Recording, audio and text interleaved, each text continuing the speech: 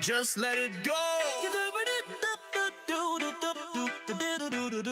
There's a heist in the making, but who's keeping score? A live service dream they've built before. A treasure worth stealing, but hearts are so cold. They're digging for gold in a market that's old. Fair games, it'll change the world, but we've heard it before. It's all been unfurled, from Concord's collapse to the squad disgrace. Another live service, another rat race. So just let it go. Don't build this high. A castle of servers crumbles with time, stealing from the rich. Oh, what a thrill to give to the richer and foot the bill.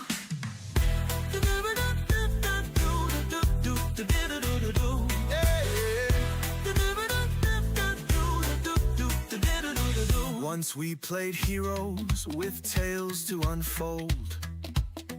Now it's battle passes and skins to be sold.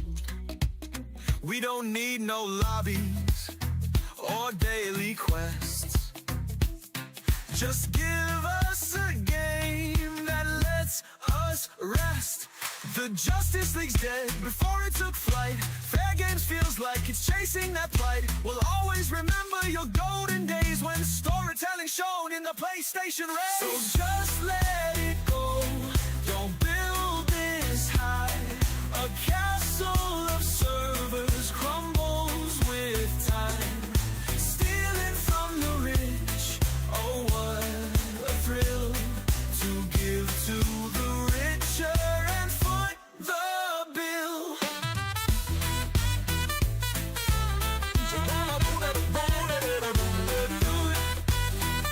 Oh no, dum-de-dum, oh what a shame, oh what a shame. Scap-de-doo, burning through, yeah.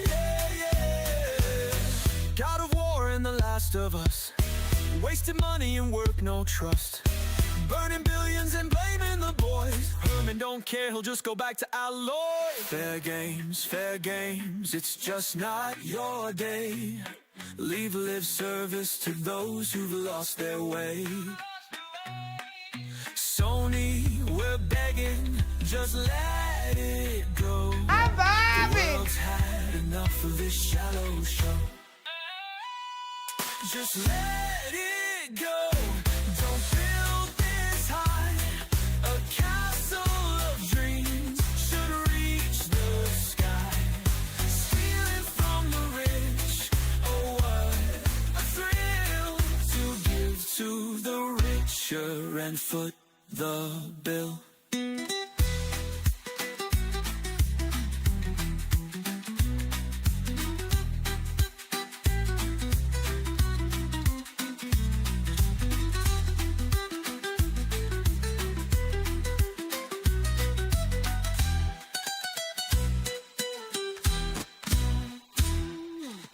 Good morning, everybody. Oh, man. Ooh, dare I say, ooh, baby. What a glorious day. What a glorious day. Man, here we are. Here we are. We've got a handful of things to talk about, of course. Kingdom Come Deliverance 2 review embargo's up, so we're allowed to talk about that. I'm allowed to tell you that I'm reviewing Avowed as well.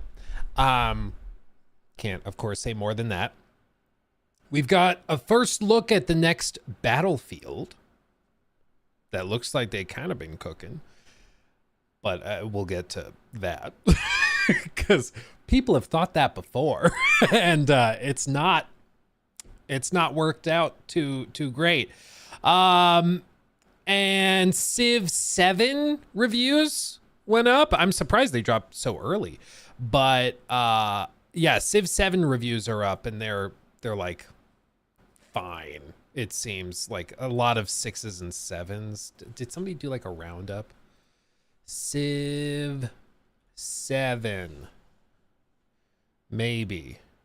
IGN, yeah, they basically say they dumbed down like the UI and stuff way too much.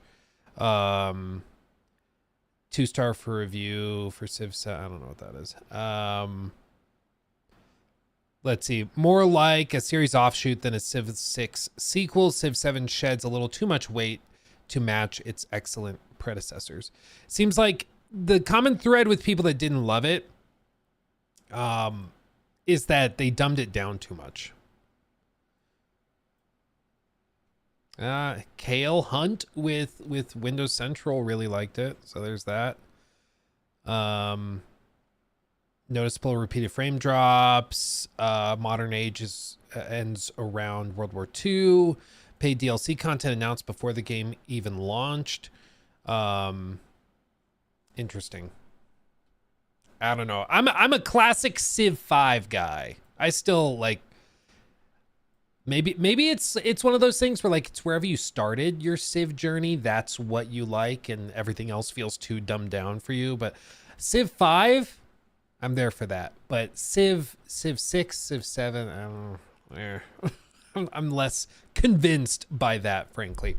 Anyway, what have you guys been playing? How's everybody doing? How's everything going?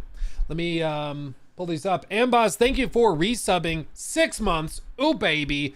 Thank you, my friend. Cheers. Thank you for your content and insights. Thank you for watching, my friend. And thank you for the sub. Steven, 19. Thank you for the super chat. Did you see Eurogamer's review for KCD2? Yeah, dude. I have screenshots pulled up because God knows I'm not going to their website. We'll look at that in just a second. Matthew, thank you for the 5. Question: I can never fully finish KCD 1 due to combat clunk. Would you recommend the second if I loved almost everything else? Yes, because the combat is one of the things that they specifically polished up. And the other piece of advice I'll give you is that because, of course, it's an immersive sim RPG, there's like combat abilities Henry won't know until he learns them. So if you want to learn how to do these specific parries that make combat really straightforward, you have to go and train with the guy. You get like a side quest prompt. And so if it says go train and work on your combat, practice combat with X character, go do that. You'll learn new abilities and you'll be able to do it. I think one of the problems I could see people having is if they just tried to sprint through the main story and they do like nothing else, they're going to drive themselves crazy because they'll never learn added abilities and all that. Because the leveling in KCD 2 is very similar to Skyrim. Like if you want to get better at stealth, you have to stealth. If you want to be better at using two-handed swords, like great swords, you have to use great swords. It's pretty self-explanatory, but as a result, I think it will lead to situations where people are trying to sprint through the game. And, you know, if they're trying to sprint through for a review and they just never really learn how to use it. Do I think KCD 2 is now a game of the year favorite? I mean, for me, yeah, I freaking love it. It's fantastic. I struggled to describe how much I love it. It's so good. Where do you get your keyboards, Luke? It's Keychron. This place. So, highly recommend them. You can do custom, low profile, all sorts of stuff. But my keyboards are Keychron, so do recommend those. How do they handle losing skills between games? I assume Henry doesn't start with his master strikes and stuff in KCD 2. No, yeah, I mean, obviously it's a game. They have to kind of pull you back a little bit, but I feel like it's justified properly.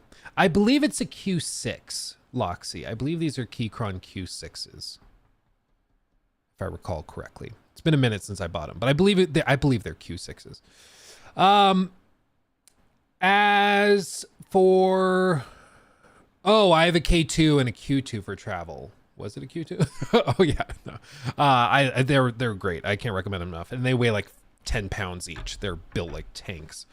Anyway, yeah, I mean, KCD 2 is for me one of my favorite games I've ever played. It's been really hard not to talk about it for a month, but that comes with the territory. It's just freaking good, dude. It's just freaking good. And I honestly feel bad for the people that don't like it or that can't connect with it, because when you can connect with it and when you do like it, like when it is your cup of tea, dude, it's the best tea you've ever tasted. It's so crazy cool. It's so good. It's so good. Let's see. Close that. Let's see. Samaya, thank you for that one. Definitely see the realistic appeal of KCD2. I hope I get to KCD2 in 2 to 3 years when I'm caught up on my backlog. Yeah, dude, for real. Backlogs are crazy right now. What am I playing? Trails in the Sky, JRPG, but no one here has heard of it. It's peak. Well, dude, if you're playing JRPGs, that's why you got a crazy backlog, because all of those are like massive. I remember asking my buddy Corey, I was like, should I play, was it Dragon Quest? What's the newest one? 13 or something? Dragon Quest. Was it 13? What's the newest one? Is it 11? All the numbers blend together. Whatever the newest one is. When that came out, I asked my buddy Corey who played it. I was like, should I get into it? Because I'm looking for like something intense. He's like, you got to be ready for like 100, 150 hours. It's a lot, you know. It's a lot. You got to be careful. They'll consume your life. All I want to know regarding KCD2 is herbalism and leg day still a thing? Do you mean the perk that allows you to increase strength, your strength stat, by picking herbs because you're squatting and crouching down so much? The answer is yes, that is in the game. Yes. If you're somebody that wants to go pick a lot of herbs and stuff, if you select that perk, you increase your strength stat by picking herbs because you're walking around and squatting. Yeah, that is a perk. I love the game so much. And now I just want to go back through it and try to play it in a different way. There's a couple quirks, a couple little things that, of course, I would tweak if I wanted to, or if I was able to. I feel like some of the stealth is a little too narrow in what they expect you to do. I feel like the economy kind of got to the point where it was too easy to abuse later in the game. Because at the end of the game, I mean, I had well over 10,000 groschen. I had some amazing armor, better than anything anybody around me was wearing. And it made some of the final encounters probably too easy. But it's always tricky with RPGs because you're like, is that by design? Am I just being rewarded for playing a lot of side stuff, or is it not working properly? And I think it's probably up to the individual. Neon Knight said KCD2 becomes very easy after the first third of the game, and money also isn't a problem rather quickly. Do you agree? Yeah, I think it depends on the play style you're pursuing. I played where I was engaging in a lot of combat. I was looting armor and weapons and stuff, and then I was loading them up on my horse and then stocking them until they were not marked as stolen anymore, and then I would flip them. So I got a ton of money really quickly and really good gear really quickly. But if you were playing somebody who was playing a little slower, maybe you were role playing as more of an herbalist or a hunter, and your primary means of making money is hunting venison, you know, then yeah, I think the game probably is balanced much more reasonably, and it'll be harder to get really good stuff. But that's just where I think some nuance could come in. And it would be, I think, relatively easy for them to figure it out, either by, of course, reducing the purchase price of the armor that you're trying to flip, or by increasing the penalty for damaged armor. Because if you kill somebody by hacking them apart with an axe, and then you take their armor off of them, the armor has been broken as you've attacked them, because that armor durability dropped while the NPC was wearing it too. So if they increase the penalty when you sell something for it being damaged, that could also significantly help balance it, because then it's specifically rewarding you for like stealth stealing armor out of somebody's loot chest when they're sleeping, and it is more unforgiving when you are just hacking them apart and then trying to sell up like busted armor and stuff. Of course you could repair it, but at least then it's one more thing to like make you earn the higher cost or higher payout. But I would say I would agree that the like money and things is not really that big of an issue if you're playing in those particular ways where you start flipping stuff. The example I bring up in the review is I don't know if it counts as a deep cut, honestly, because for me, it's just it's my bread and butter. Do I? Oh, I don't know if I actually. I might have to log into this because I have a separate Windows profile for streaming. So I don't typically have this streaming PC. But I brought up the example in my review of the gun runners in Fallout New Vegas. If you remember that, I have to make sure I don't accidentally show something I'm not supposed to. But you remember these guys? The gun runners camp where you could go and just grind these guys out because they would respawn every like day or two in game, like nothing happened. And you lockpick in after you kill them. And in their inventory is some like really good armor and stuff. Like, look at that. The helmet's 280. The armor, 3,000. You just grab that. You go flip it outside at a vendor. You wait an in-game day and then you just do it again. Like, it breaks the in-game economy really quickly because all these things are supposed to be stupid expensive, but you're just drowning in money. And a similar kind of thing happens in K-City 2 towards the end of the game if you're playing in a certain way. But that again it might not be a bug, it might be a feature. It's like, yeah, you decided you found a way to exploit it. So there you go. I have a question. Is Lord Hans funnier than you? Yes. 1000%. No, honestly, the performances are really, really good. You played the whole game already? I mean, already implies that it hasn't been much time. They gave us the game January 4th. So I've had Kingdom Come Deliverance since I was in the Bahamas. I brought a Starlink dish in my luggage to the Bahamas when I was on vacation so that once we got the review codes, I could download the game through satellites to be able to play it while in the Bahamas. Yeah, it's a whole thing. It's a whole thing. Any chance we see Ghost of Yote before July? Yeah, I think we probably see it in June at a showcase. Bite size. I can see you're wearing pants today. That's what's up. That's most definitely what's up. Thank you. That is most definitely what's up. Yeah, it's a special day. It's a special day. And we're in the home stretch of getting that other room finished in the basement. But, dude, like, they've been doing great work. Okay, they're doing great. But they just, like, the guys working in there will just, like, show up. And because they don't want to track any of the, like, drywall, dust, chalk, whatever stuff through the house, they'll climb in through the window well, which is nice. Glad you're not tracking stuff through the house. I mean, you could if you wanted to, and we'll just clean it up. But, you know, I respect it. Go through the window well. But, like, yesterday morning, they just, like, showed up at, like, 8 a.m. And I hear, like, clanging and stuff downstairs. And I looked out the window and I see the truck and there's a couple guys walking around the side of the house. I was like, either we're being burglarized or they're just showing up early. I was like, I don't know what it is, but respect to them for working on it. You already tried Avowed. I did not go to a preview event, but I'm allowed to say that I'm reviewing it. That's all I can really say about Avowed.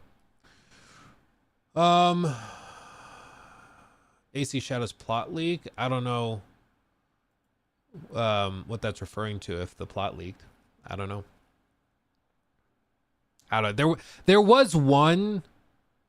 What game was it for?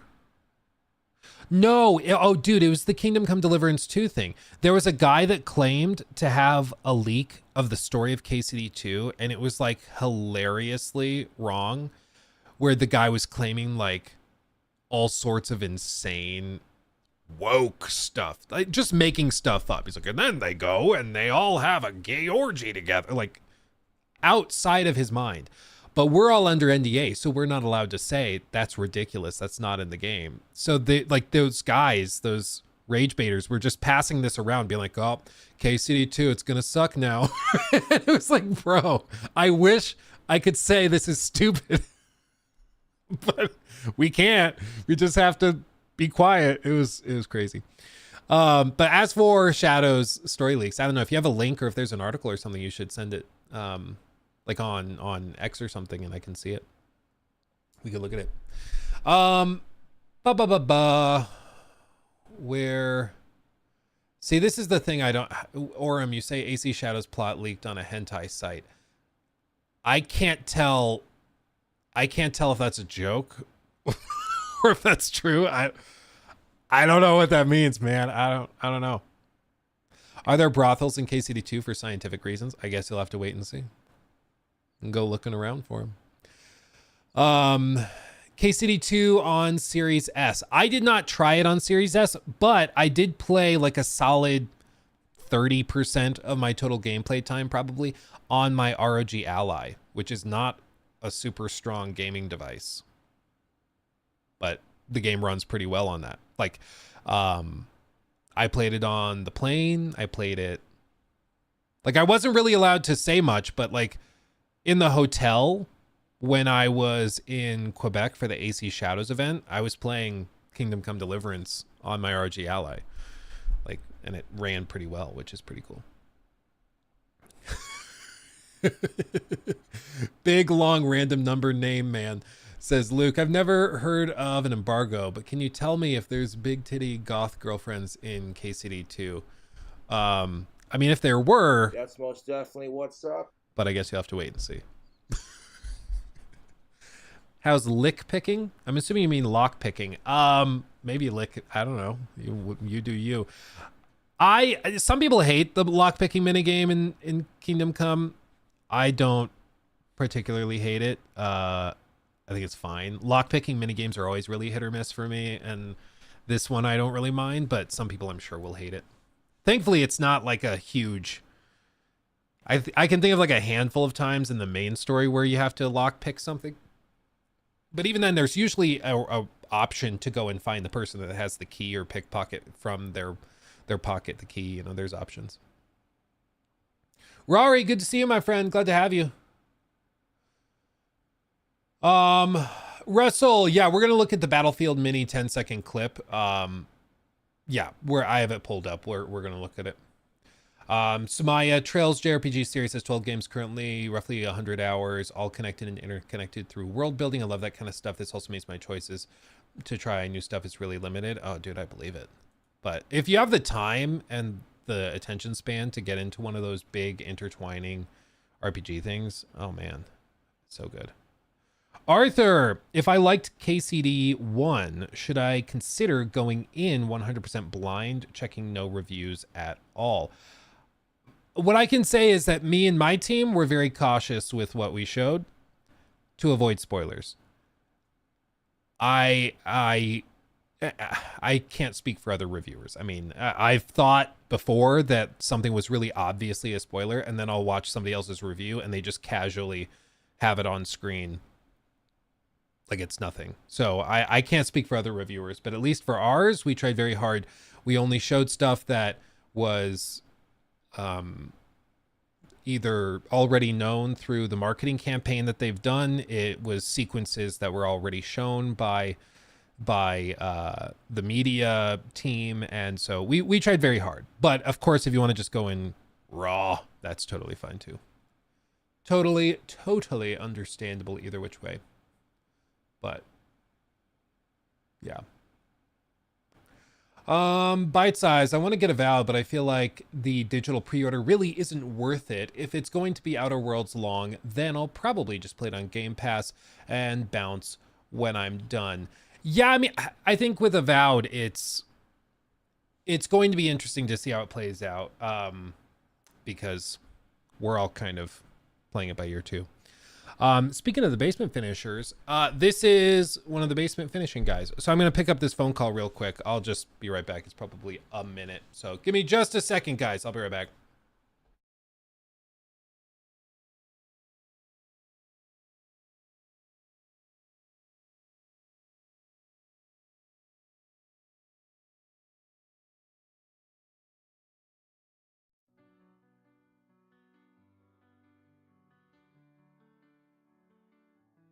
Imagine a hero shooter with the hero never showed. Imagine a game with a player base that just refused to grow. A 5v5 hero shooter with gameplay. Okay, I'm back. See? Told you. 2 seconds. They're buying the paint for that room. And so they're like, what type of paint? I was like, it's black. It's like the blackest paint you can get. Like, it should be dark. Bringing up Overwatch. This game is not Overwatch. It's actually something else. Oh, man. Concord, I miss you.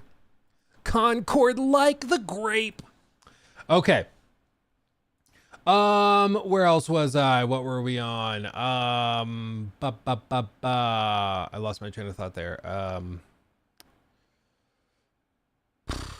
If you wanted, or if you were to play to avoid the endgame economy problem, what or how would you play? I want to know, since I'm mad rich in the first game and want a more immersive experience. I think instead of just loading up, I mean, just kind of put yourself there and try to play it more realistically. Like when you go through a bandit camp, go through their pockets, take their groschen, take the smaller stuff that you could reasonably put in like a backpack. Imagine putting it in a backpack and take that stuff. The game economy gets like really strained when you're just stripping every bandit of all of their armor, moving it to your horse's inventory, and then riding to another city, dumping all of it to a blacksmith, and then that blacksmith runs out of money, and so you move to the next shopkeeper, armor or whatever, sell everything until he runs out of money, and then move to the next one, sell everything until he runs out of money, and you just bounce that until you've emptied out all the stuff you looted. Then it starts to get busted. But if you're playing it more immersive and you're only taking the small stuff that you could role play that they would be able to remove, or like one set of armor that you load on your horse, then I think it's fine. Mr. CO Kill, thank you for the show off tier. My goodness, thank you. Is now a member. Yeah. That's most definitely what's up. Definitely. Joe, also, thank you for that. Is the Free Roam podcast ended? No, Jor has just been a mad busy boy. He just hit 1 million subs. He had that trip to Paris where he was playing AC Shadows live with some devs and stuff. So he's just been busy traveling and stuff. But we're about to get back in the swing of things now that we're not traveling constantly. AC Johnny, thank you for the $10 super chat. Thank you. Thank you. Thank you guys again for the memberships. Samaya, thank you for that one. We joke about Concord being dead, but you know what's deader than Concord? The Free Roam podcast. Dude, I miss it. I'm excited to finally be able to get back into it, but it definitely was maybe a needed break for all the travel and stuff, because we could have tried to make it work, but we would have been doing it at 3 a.m. my time, and then Joe Raptor's up at 4 a.m. his time for another episode, and so I think it just worked to take a little breather. Are you going to be part of the Night Rain beta? I don't know. I probably should check, because I think they sent out emails and stuff, but I don't know. Is Apex dying? I think it's been dying for a while. I used to play a lot, but the servers got crappy, and then like they stopped putting any effort into cheat detection, and it's just been a mess. AC Johnny, thank you for another 5. Big fan of your content. Thank you, my friend. Appreciate you. Yeah, I want to do the Night Rain beta, but I don't know. I think I signed up for the thing, but I don't know if I was selected or whatever. Dan's, thank you for that one. Luke, first time watching a live stream, currently a 24-hour gaming session. What is your most anticipated game of the year and why? It was KCD2, and that ended up being great. So here we are. As for games moving forward, most anticipated, I mean, Expedition 33 seems really cool. That one, maybe I'm intrigued by, maybe not anticipating. Like GTA 6, if it hits the date, I mean, of course, I'm going to be really excited to see what that is. But Expedition 33 looks really, really cool and trippy. If Ghost of Yotei hits the date, I'm sure that'll be interesting to see. What else is there? Monster Hunter, duh, looks great. Yakuza Pirates looks insane. And you guys know me, I love pirate stuff. Mafia, if that hits the date and comes out 2025, that would be amazing because I love Mafia.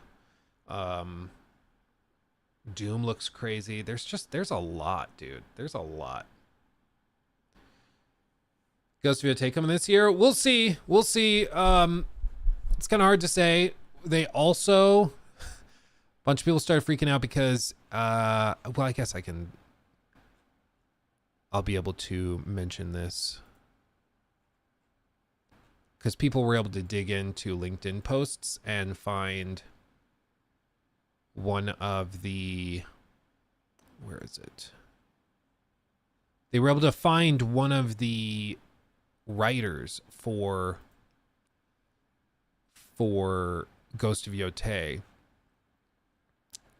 was one of the head writers on Dragon Age the Veilguard, which naturally for a lot of people is like, what?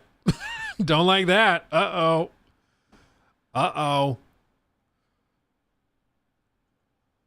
But we'll talk about it. I want to touch on this real quick, though, because I find this really funny. Where is it? Here. Yeah, I want to talk about the Eurogamer thing with KCD, because it's insane. Did I catch up on that? Frank Thomas, thank you for the 5. Opinion on the new Battlefield playtest thing. I have it pulled up in a tab. We'll look at that in just a second after I go through the Kingdom Come thing. So thank you for bringing that up. We'll get to it. Rari again, thank you. Good to see you. Hound, thank you again for 27 months. That's crazy. And yeah, once I should check on the Night Rain beta because it's probably good to know if we're going to be able to do that. And are you excited for patch 8 for Baldur's Gate? Yeah, I'll probably bounce into it. I mean, Baldur's Gate's amazing, and any chance to play more of it is welcome. Okay, we're caught up there. We're caught up there. Okay, let's do this. Let's do this. Okay.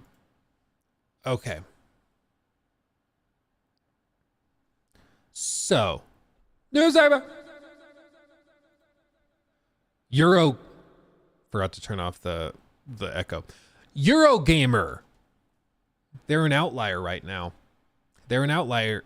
KCD2 just launched, or Review Embargo launched. It launches in a handful of hours. But they are an outlier because right now the Metacritic, as of when I'm saying this, the Metacritic for KCD2 is in the low 90s. It is universal critical acclaim. Everybody's eating it up. It's one of my favorite games I've ever played. I love it dearly. And yet Eurogamer came out and gave it a 6 out of 10. How could they do that? What they said was, it is a hard and maddening slog at times, but one that still has its moments where it surprises and quietly delights. Like the original, this isn't an RPG designed to make you feel good. You continue to be little more than a passenger in this historical tapestry, following alongside or along behind the horse. Blah, blah, blah, blah, blah. I would pull this up and we would read it. But my general rule is that I don't engage with stuff that I feel is motivated through bad faith. When it's people not being genuine in their critiques or their opinions on something, but they're just regurgitating what they feel they need to for the sake of their dogma or opinions as dictated by peer pressure from their communities, whatever else. That holds for people that blindly hype stuff up because they're like, oh, I'm a Bethesda Game Studios channel. I have to hype up Starfield no matter what. It has to be the game of the generation no matter what, even though it looks really lackluster. I don't engage with that stuff except maybe poking fun at it, as we're doing here with this Eurogamer thing. And it goes on the flip side when people are being ridiculously negative about something and arguing in bad faith about it. And the reason this is important for Eurogamer is because they also they had an interesting take back in the day with the original Kingdom Come Deliverance 2. Do you guys remember one of the quote-unquote scandals around the original KCD 2? There were some types of gaming journalists that were upset that this retelling of medieval, a Knight's Tale in medieval Bohemia they were frustrated that it had so many like white people in it, which sounds insane. You know, it's like, it would be like playing Ghost of Tsushima and being like, I don't know, man, it's too Japanese for me. It's like, what are you talking about, man?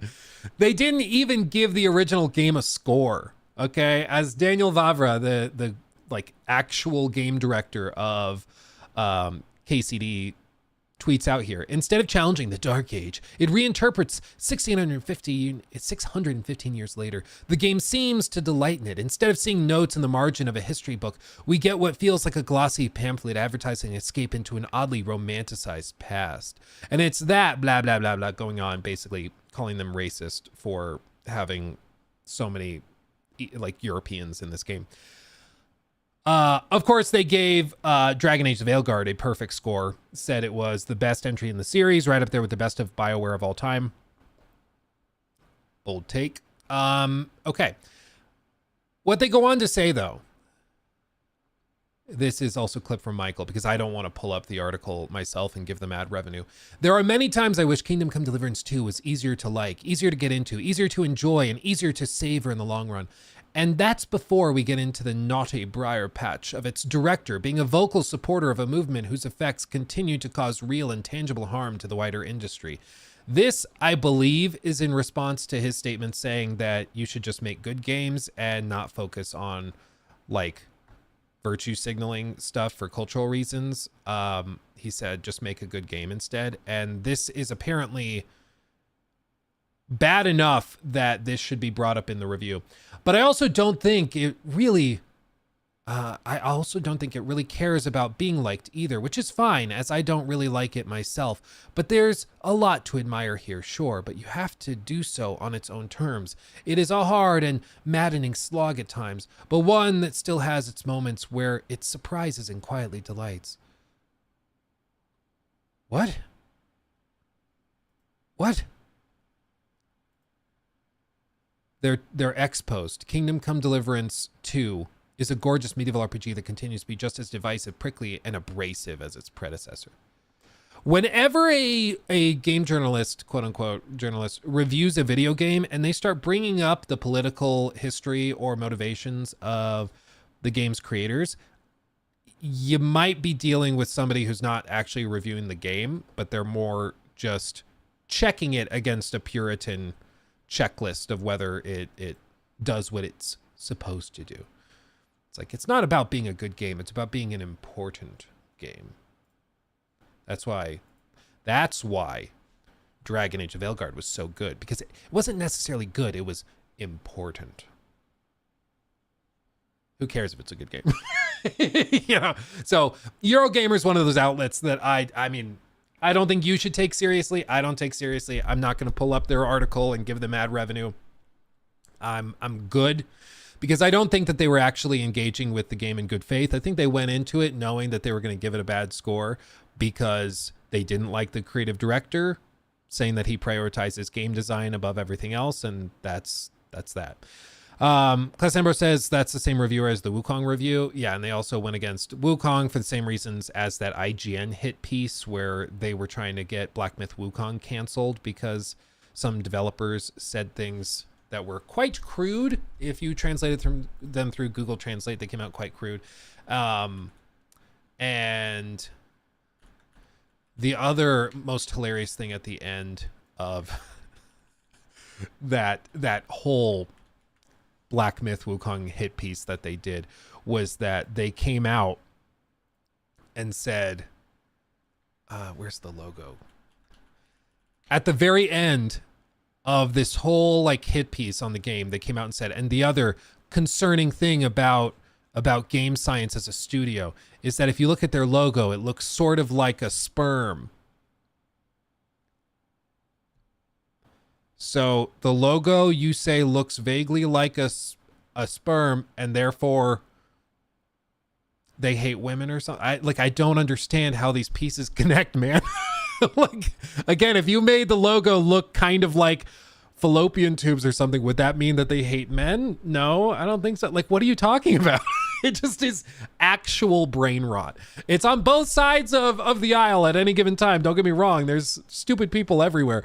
But that was another level of like, you just said that and didn't burst into like tears laughing at yourself. Everyone who just heard you say that is dumber and has had their IQ lowered as a result of being exposed to your thought process. So anyway, Eurogamer, similar thing. I don't think they were ever going to engage with the game in good faith. I'm shocked that they were given a review code anyways after how poorly they treated everybody at Warhorse with the first game. But I mean, that's just where we are. Sometimes some slip through the cracks. On the one hand, props to them for still giving them review codes so that, you know, they kind of rise above it. But also, I would not have shed a tear if they did not send them a review code. So there you go. There you go. Anyway, KCD2 is fantastic and I highly recommend it and I love it dearly and it's all I can think about. And I've been saving opening the collector's edition for after the review lifted, and now the review's out, so I can open that. Maybe we'll do that later on stream. Anyway. Another, we could touch on this real quick too, because I feel like this was, let's see.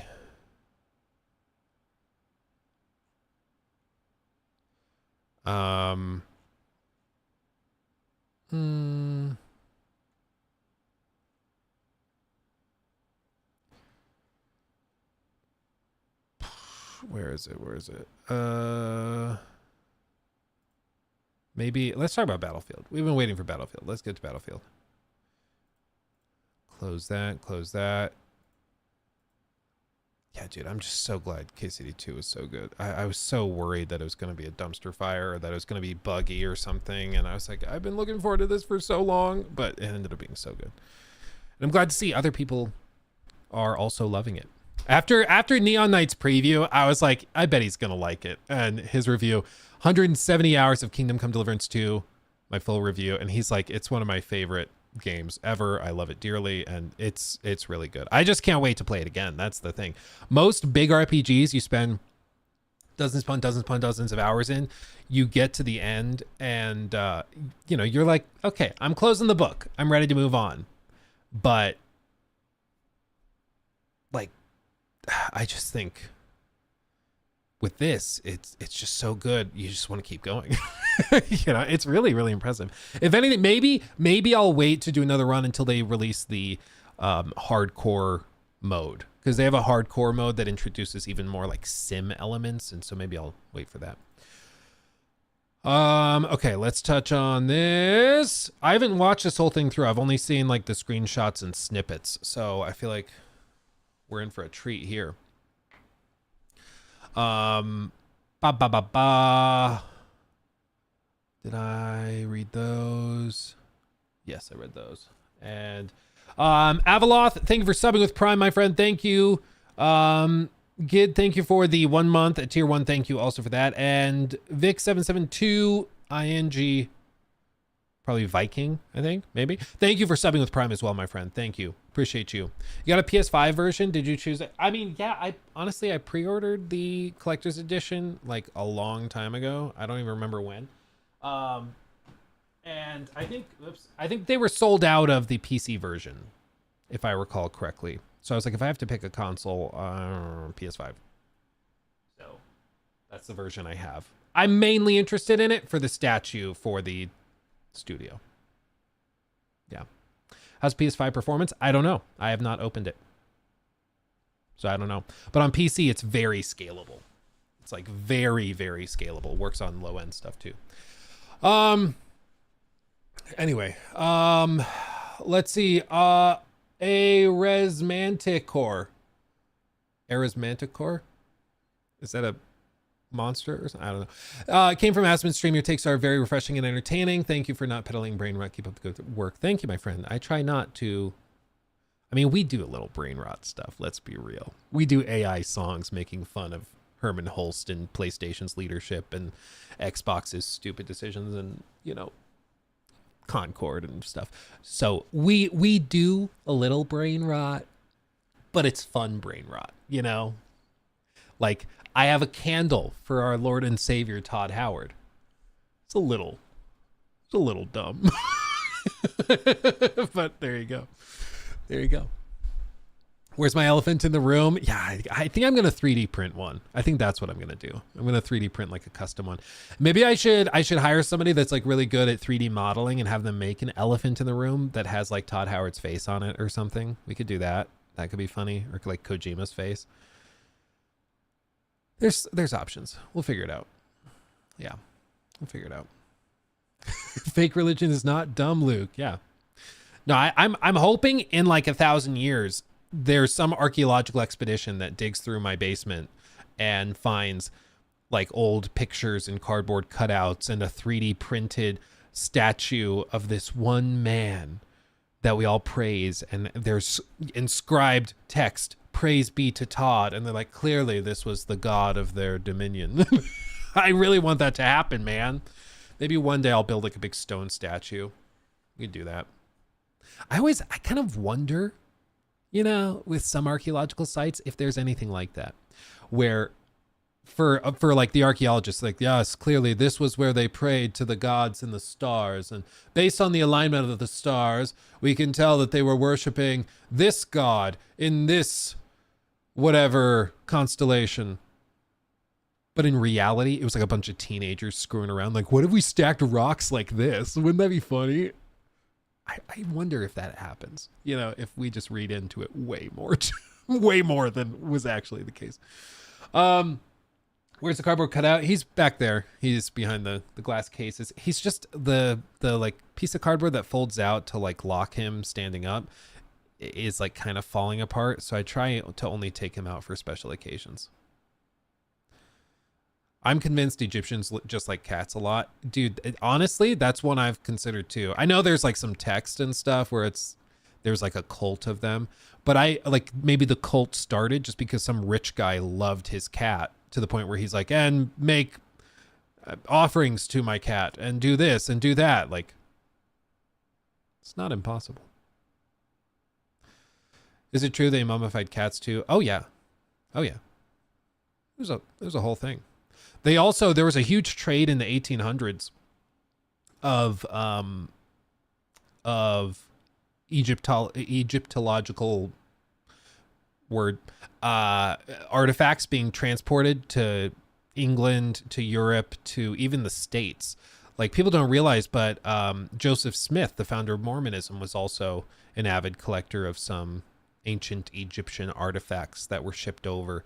And he even wrote a book that he claimed was a translation of an Egyptian papyrus that he was able to translate that backed up his idea of like ancient Jews sailing to America thousands of years ago and founding New Jerusalem in the US. It was like a whole thing. And modern Egyptologists who can read hieroglyphics are like, yeah, that's not what it says. Like, at all. But, you know, they keep that one a little more under lock and key. It's interesting. Ex-Mormon here. It's true. Yeah, no, there's like a lot of stuff that's fascinating about Mormonism. It's crazy, dude. It's crazy. Did you buy a 5090? No, I'm not convinced anybody did because it doesn't seem like there were any to buy. It's just like nothing. I think in the entire, what I heard was that in the Micro Center that's in Denver, so for my entire state, there were like 2 50 series cards available. Like one 5090, and like the manager of the store took it or something. Like, it's ridiculous. It's ridiculous. It's like the 4090 stuff all over again. So, I mean, will I get one eventually? Maybe. But if it takes like a year for them to get in stock, that is what it is. But God knows I'm not going to like pay a scalper for it or something for like a little marginal increase. Like, no, screw that. I'll wait till they're in stock and at a normal price. And even then, like, it wasn't that compelling of an upgrade to begin with. And the idea of paying like $6,000, which was what eBay scalpers are charging for it, like, come on.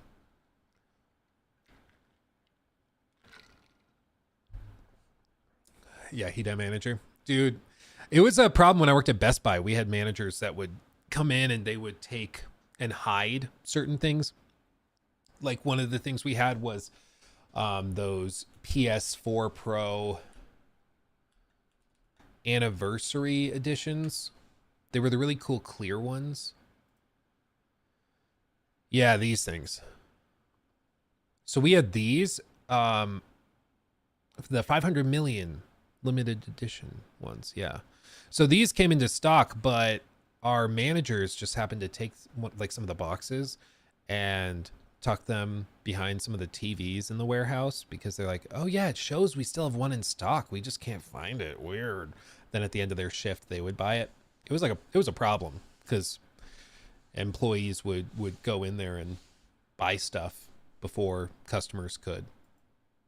And it upset people, as you could imagine.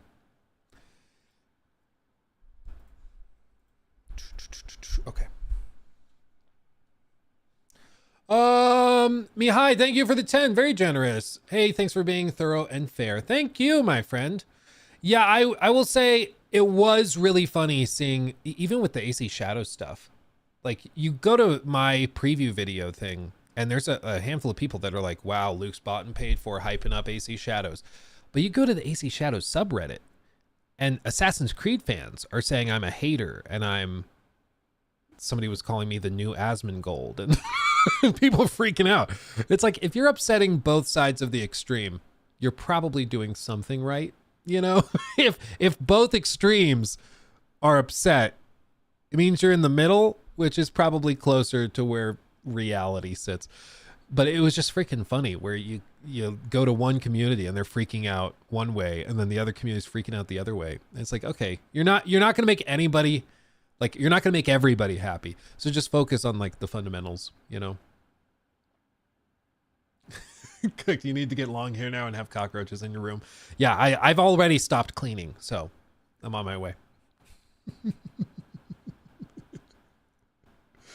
Oh my god. Oh, Asmon. What a funny guy. Okay, you ready? Let's watch this. Let's watch this because I've been beating around the bush a lot. Introducing Battlefield Labs. I've only seen the little like 10-second snippets of this on X, so I've not actually seen the full like 5-minute thing that they've done. I don't really know what I'm in for, but my understanding is this is going to give us the first sneak peek at the new Battlefield, which I'm here to see.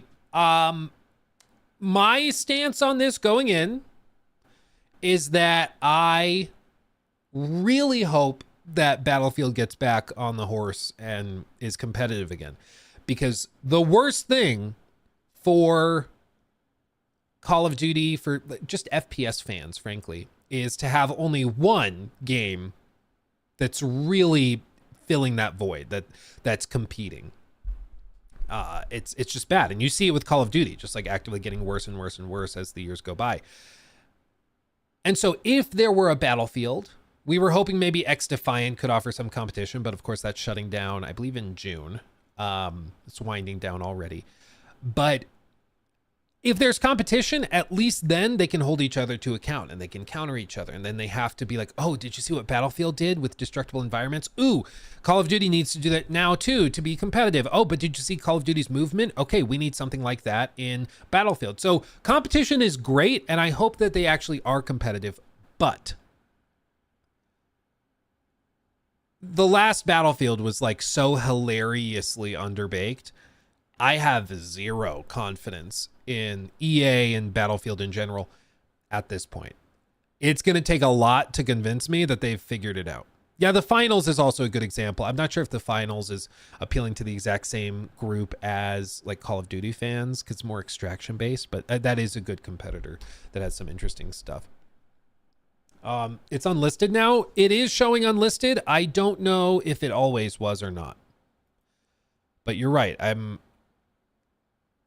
It's interesting that it's unlisted. I don't know why. But anyway.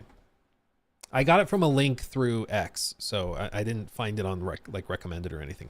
But all of this to say, go into this with a healthy dose of skepticism and cautious optimism, even if what you see looks really good, because Battlefield 2042 looked like kind of good in some of the previews and some of the trailers and stuff, and then it ended up being like so rushed and broken that like it just didn't work. They didn't have like a scoreboard for the first handful of weeks. Like it's hilariously underbaked and like not prepared for launch. So always proceed with caution with this stuff.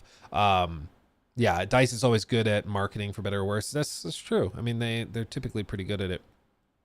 But this Battlefield video we're about to watch represents 4 studios across the globe, one brand new visionary team, Battlefield Studios, this global united front combining 20 years of Battlefield experience with the best emerging talent in our industry, is hard at work to shape the future of our franchise, which they need. I mean, if they can figure out Battlefield, there's a lot of hungry FPS players who would jump into it. Because COD is already, like, people are getting really burnt out on it. So it's time for a new challenger. New, you know, Battlefield's been around, but it's time for them to come in and actually be competitive. So let's see. Defending that last point in Breakthrough. You and your squad going together, trying to accomplish something.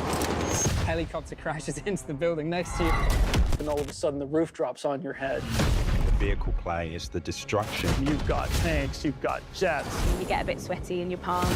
That full, all-out military experience. It's just unlike any other game I've played. This franchise comes with a long history, spanning over 20 years now. But the question is, how do we continue to build on that and push Battlefield to the next level? I have an idea. And hear me out, because I'm just spitballing, okay? Because I'm throwing this out. And I just want you to like consider it, because it could work. What if we finished the game and then sold it to people? It could work. It might just work. I'm sorry. I'm being sassy. I've been playing Battlefield since long before I joined the team. When 1942 first came out, the amount of fun that we all... Oh, when I heard 1942, I thought he was saying, I've been working on Battlefield for a long time, since 1942. I was like, Jesus, I didn't even know.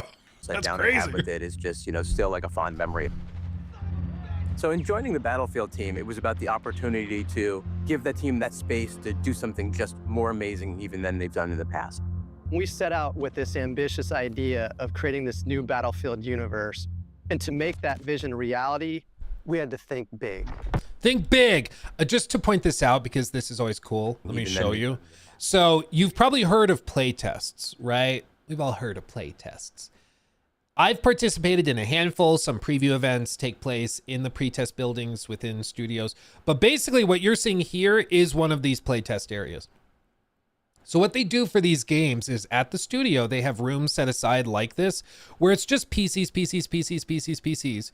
And then they have the TVs above them that, you know, the team can walk around and see. So they'll bring in players or maybe members of other studios, whatever, or sometimes content creators or streamers, whatever. And they start playing the game, and then the team walks around behind them and sits on these couches and takes notes while watching them play through these screens. And then afterwards, they move everybody into these back rooms and they debrief, and everybody shares their notes on what they liked, didn't like, and all that. But it's rooms like these where these games actually, most of the change happens, because the devs, like, they go into a conference room, they decide what they're doing, they build it out, but it's only in these rooms where they get the feedback to actually change stuff. So these types of rooms are like crucial for these types of games. With this ambitious idea of creating this new Battlefield universe, and to make that vision reality, we had to think big. Each of our 4 studios comes with its own culture and expertise into what we call Battlefield Studios. One team that spans across the globe and combines 20 years of franchise experience with emerging talent. DICE has such a rich history with Battlefield. We've been working on it for years and years. But we also want to do something bigger and better than we've ever done before. And you can't do that with one studio. DICE is responsible for the multiplayer part of the game, which incorporates things like destruction systems, class play, squad play, vehicles, gadgets, all of those kind of underlying systems that drive the experience. Montreal. So here at Motive, we're working on multiplayer maps, and we're also working on single-player mission contents. We're driving a cinematic experience to the level that's never been done on Battlefield before. Ripple Effects has a long history of working on the Battlefield franchise. We're working on an experience that is really going to open Battlefield up to a whole group of new players, but really still exciting that core audience that has made this franchise so successful. Criterion have been supporting Battlefield for a decade now, and now we're going to bring that to the table as a fully fledged kind of partner in the Battlefield studios. Mainly, we've been focused on the single-player experience. So the campaign is back for Battlefield. We have never before had this many teams and talents dedicated to the development of Battlefield. And we have a plan to create a new, exciting future for the franchise, alongside our players. This game has so much potential. So I think it's about giving the team this time to really hone their craft. We have to prototype, play test, get feedback, And then repeat that loop. over and over and over again. We have to find gameplay that really resonates with the players and then build on that. What's interesting is the doubling down on time. That seems to be the theme, is give them time to own their craft. Reiterate. We prototype, then we play test, and then we get their feedback, and then we prototype and build it. And it's about that loop and going back and back and back, which is interesting because that's how that's the opposite of what happened with Battlefield 2042, where they were rushed and they had to get this thing out because EA didn't listen to them and tried to rush them. And, you know, hopefully this is the chance where they actually do get to iterate and refine and put something out that everybody connects with. But again, like, you got to take it with a grain of salt because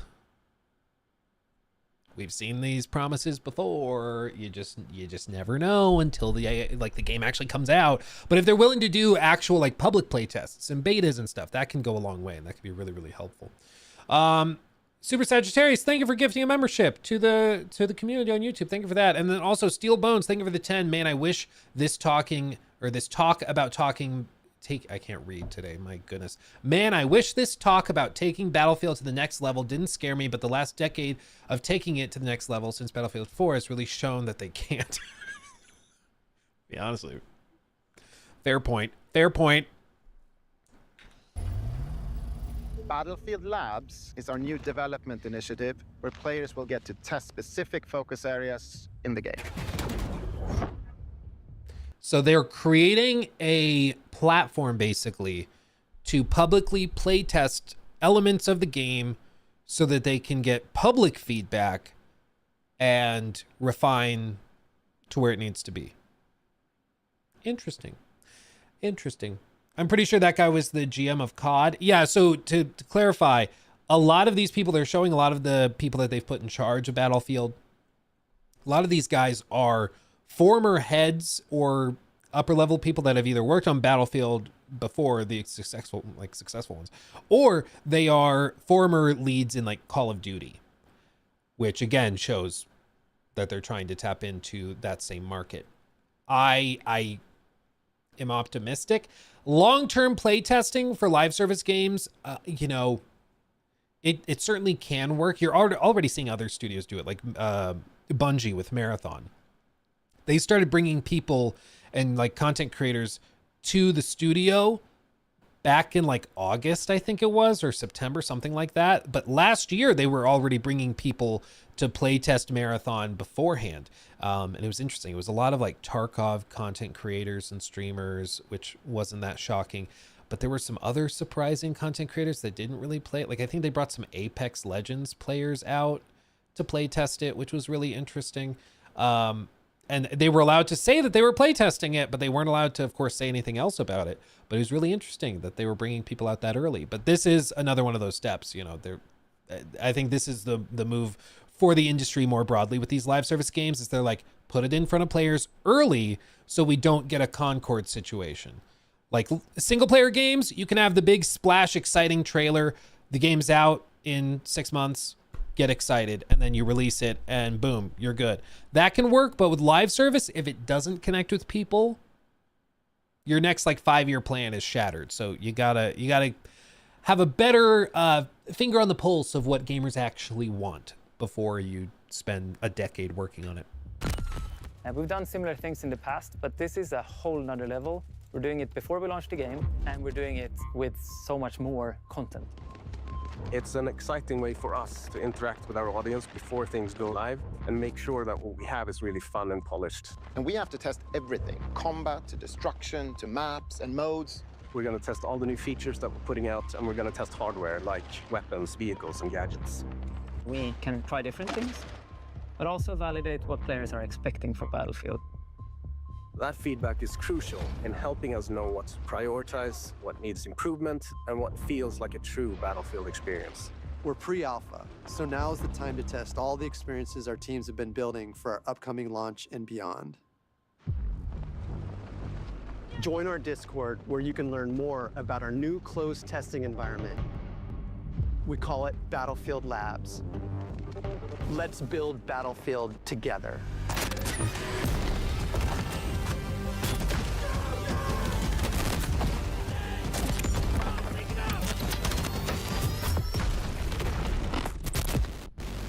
Holy glitch transitions, Batman. My goodness. I love to see destructible environments.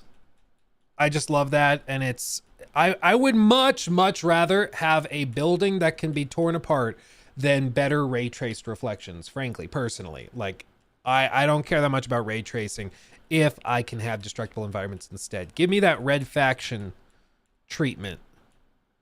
Look at this. So the rocket building standing, totally fine. The rocket goes in and it breaks apart into all these different pieces, and then presumably the entire thing can fall apart from there. Tasty. Delicious.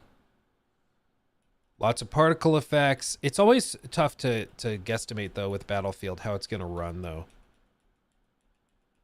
Because you just never know if it's going to be like, yeah, it looks beautiful in a trailer, but then you're playing it and it's really laggy and like stuttery. So as long as they can polish it up, I'm here for it. It's definitely pre-alpha, but and it looks interesting. I hope that they've been cooking, because again, they need competition. They really do. Call of Duty, that is. Like, we need competition in the industry. But we just have not had it for years at this point. And then the only other competition is like freaking I guess Apex is up there, and Apex is going hard, but even Apex is kind of crap in the bed right now. And you have other games like, Hunt Showdown, you have Tarkov, but even those, like Tarkov is basically predatory. Hunt is more niche, I think. Does have Post Malone in it. Apparently he's in a new freaking season or whatever. You have Delta Force, that's pretty solid. I like Delta Force. But Delta Force definitely is not the size of like Battlefield when it launches. So I hope it's good. It's very wordy, and it's not clear when we can expect to like actually get the game, but we'll see. I mean, this is kind of a two-pronged thing, because on the one hand, you get player feedback early so you can make the game that they actually want.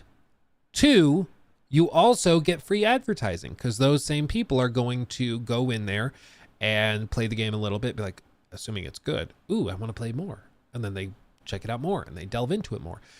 And that can hopefully and ideally help you just stop wasting time.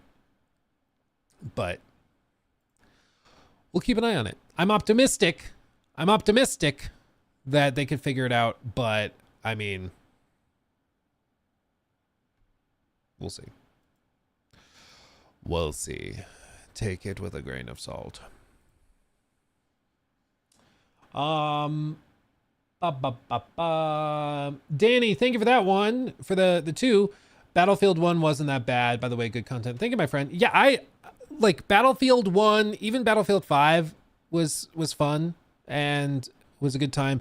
2042 crapped the bed so hard though, and did so much brand damage. It's the thing that I don't know what it is, but some of these executives just genuinely don't understand that you can do like irreparable damage to your brand by rushing something out that's crappy and that needed more time. Like it just, I don't understand it. Like Ubisoft does it, EA does it. It's like, then they're acting shocked when people don't trust them with their next game. It's like, yeah, because now people associate you with that rushed, messy launch. So yeah, people don't trust you. They need to cover the loss from Dragon Age. I mean, I guess we can talk about that because the Dragon Age thing is that's a whole other thing. News about.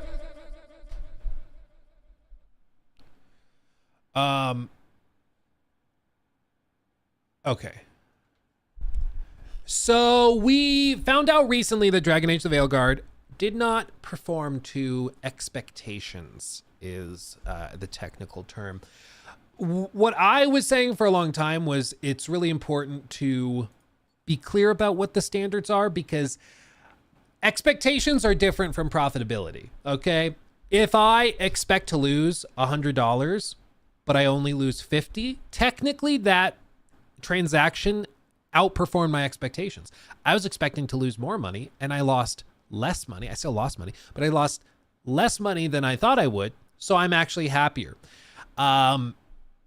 On the flip side, you know, even if I was expecting to make $100 profit, but I only made $50 profit, that can still be underperforming expectations. Doesn't mean it was a flop, but it means that it didn't meet my expectations. With Veilguard, it was pretty clear they expected this to lose money because it was in development for so long. They restarted development multiple times. It was going to be a live service game, and then they restarted it, turned it into, like, from a multiplayer game into a single player game. It had a messy development. So it was pretty clear that they expected it to be maybe a loss leader. I think they were hoping that it would rebuild some credibility and brand reputation and studio reputation before Mass Effect. And that's why they priced it low. That's why they cut out DRM. That's why they did all this stuff. But all of that only works if the game is like really, really good. So what we know is that they were expecting about 3 million copies. Still not enough to turn a profit on a game this size, but especially with all the marketing they did. But they only, quote unquote, engaged 1.5 million players, which was weird because they didn't say they sold 1.5 million copies. They said they engaged 1.5 million players. What that means, I don't freaking know, but it probably means that they're counting people who returned the game in that player count number. It means people playing with borrowed copies of the game. That counts. It means people playing on like family sharing copies of the game. That counts. So I think the number is inflated. They maybe sold like 1.2, 1.3 million copies or something like that. Either way, they lost money just like they expected to lose money, but they lost a lot more than they thought they would. And typically when a game underperforms, if it's kind of mysterious why it happened, you might see some layoffs, you might see some restructurings and stuff. But when there's a lot of blame to be passed around, there's not a very clear movement within the studio restructuring. It's just kind of like, okay, 5 people from QA, 10 programmers, 3 art people, and it's kind of widespread. With Veilguard, though, there was a universal criticism, which was the writing. Even people who left the previews kind of impressed. I left the previews, frankly, impressed because I was expecting a technical wreck, and it was actually quite polished. It was graphically really impressive. And they showed us very specific slivers of the game that were pretty cool. And they said there's a lot more moments like this, even bigger moments. There's bigger decisions to be made. This is only the first little sliver of the game. Turns out they showed us the only cool parts of the game, and then the rest of the game was just a friendship simulator, and it didn't go anywhere. And so when we got the entire game, it ended up being really underwhelming and disappointing, primarily because of the writing. Like, there's literally a point in the game where you're kind of, it's probably realistically, if you're playing the game the way they want you to do it, it's like halfway through. And there's a moment where one of the characters says, well, if we hope to stand any chance against the Elder Gods, we need to fix our friendships and personal problems. We'll only be able to fight them and win if we are like most connected or something. If we deal with our problems first or something. If we bond together better, to work as a team better.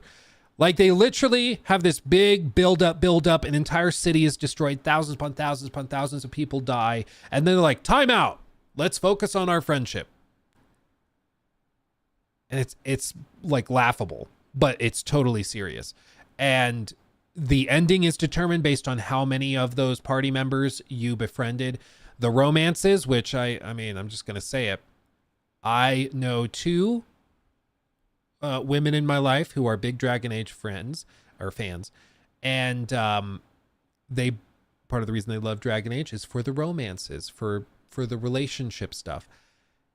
And they hated Dragon Age the Veilguard, primarily because of how the romances worked, because it was like, again, hilarious. You go romance this guy and he's like, would you like to have a coffee with me? And then you go have a coffee with him and it's like fade to black. And then it fades back in with them wearing slightly less clothes, but still pretty much dressed in like gym clothes. Like, wow, that was magical. Let's have another coffee. It's like so hilariously stupid. And then there are other characters, you know, where there's like the whole thing with oh crap, what's the, I can't remember the characters' names. Oh God, what is, Tosh. Like one of the most insufferable characters I've ever seen. Just whining and complaining about how mommy is being mean and rude and like, but then Tosh is being extremely rude and nasty at the same time. Like, just a cast of really lackluster, insufferable characters. And the way JV put it was brilliant. JV said in a tweet right as the game was launching, he was like, I've been playing Dragon Age Veilguard, and honestly, the dialogue is getting to me because it feels like a lot of therapy language. It's like, you know, when somebody goes to a lot of therapy and they start talking in a different way, and, you know, whenever they're talking to somebody who has like an anxiety or stress or some drama in their life, it's like, well, let me just start by saying you're valid. Your feelings are validated. I appreciate you. We can work through this together. You know, it's therapy language. It's the type of thing you would expect your therapist to say to you. Problem is 99% of people don't talk like that. And it's freaking weird and inappropriate when there's like other things going on, like a city being destroyed. And then you have characters that are like complaining about like what clothes they're wearing or this other person's wearing. And you expect to be able to say, shut up. A lot of people just died. This is not the time to bicker and complain like this. You're an adult. Shut up. There's other more serious things happening. You would expect if you were going to take the story seriously that you'd be able to say stuff like that. But there was no dialogue like that in the game. The only dialogue in the game is like, well, I agree. Your feelings matter. And all we can do now is stick together. It's like, but the dragon's come and it's killing my family. Well, as long as we've got each other, that's all that really matters. No, it doesn't. He just ate my little brother and my sister. Oh, he got my sister too. Well, we can go back to our base and drink some tea and talk around a campfire about how much we mean to each other. It's like, shut up. It makes it really hard to take the world or story or characters seriously when everything is so just out of touch, I think, because they don't talk the way that people actually talk. Jack is alluding to the Skillup review. Skillup said it sounded like all of the dialogue happens with HR sitting in the room because nobody actually like has big outbursts. Or I think also what it is everybody, It feels like all the characters are biting their tongues constantly because people don't talk like this. But I think the real problem with Dragon Age the Veilguard is that the writers talk like the characters do. They actually interact this way. This is normal, which is presumably why it came as such a shock that people didn't like the writing and found it really distasteful and weird and just cringe. But that's been the tale of the tape with a lot of games. I mean, Forspoken's the other famous one that was mocked roundly for its writing, even with just clips, unedited clips of Forspoken like leaked before the full game launched. And those went viral for how cringy and stupid they were. And the game was basically dead before it even launched because of those clips, and that nobody edited it. Nobody was like trying to selectively edit something to make it look bad. It was literally just crappy writing. And reportedly, members of the studio were shocked and like legitimately stunned that the reaction was so negative because they thought she was badass. They thought she was cool. They thought she was going to be the new Aloy, the new Ellie from the last. They thought that she was going to be the new centerpiece of a massive franchise for them. They genuinely had no idea people would think that the writing was so cringe. But it shows you how out of touch like the writers were with how actual gamers talk and feel and interact with the characters they're playing in games. And that's the part that you can't just choose a different route. The writers are bad. So what have they done? Well, as reported from VG247, it looks like the entirety of Dragon Age the Veilguard's main credited writing team is no longer working at BioWare. They basically have gone through and restructured stuff, restructured the company, and proactively, they've cut out almost every single writer that worked on Dragon Age the Veilguard. There's a couple of other people that are still there that wore multiple hats, but like they've pretty much gutted the company. Like, because as I said earlier, typically when a game underperforms and there's not a real clear person to point at, like you just kind of downsize across the board. Everybody's teams get shrunk and you just try again. With this though, it's clear where the problem was. Veilguard, if written by writers and competent people that knew what actual gamers wanted and didn't have this weird like contempt for gamers in general too, where they're like lecturing them in the game about stuff. If they just wrote a compelling narrative with interesting characters and interactions that are grounded in real and feel genuine, the game would have been very impressive, I'm sure. The game was technologically very impressive. They cut out DRM, which is unheard of for like an EA game. It was really polished across the board. It was big in scope. I mean, it was single player focused, no microtransactions, no DLC. Like it had all the makings and trimmings of a compelling single player offering, but the writing was so god awful that it didn't matter. So it's pretty clear that that was the part that needed to be trimmed. As you can see in this article written by Mark Warren from VG247, every writer credited as being part of the main writing team on Dragon Age the Veilguard no longer appears to be working at BioWare, with a number of departures at various points in the past having been added by the studio's latest restructuring. Following the downsizing announced yesterday in a blog post penned by BioWare General Manager Gary McKay, Veilguard writing lead Trick Weeks posted on Blue Sky. I'm sorry. Out of all the places to post that this person's out of a job after writing Dragon Age the Veilguard, I'm like, of course it's Blue Sky.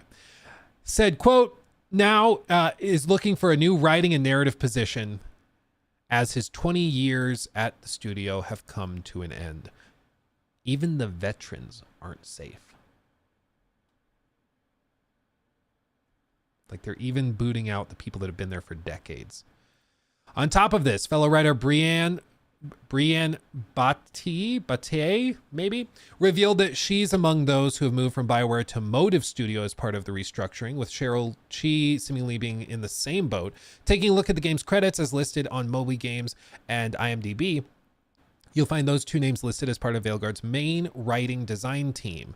And the key is like some of the like lower level writers are people that would be writing like the quips in combat, or maybe some of the individual dialogue between, you know, NPCs and cities and stuff. Not super crucial. Like, you want them to know what they're doing, but most of the problems with Veilguard come from on high. The early decisions for what types of characters were going to be in the game, how they were going to interact, what the dynamics were going to be.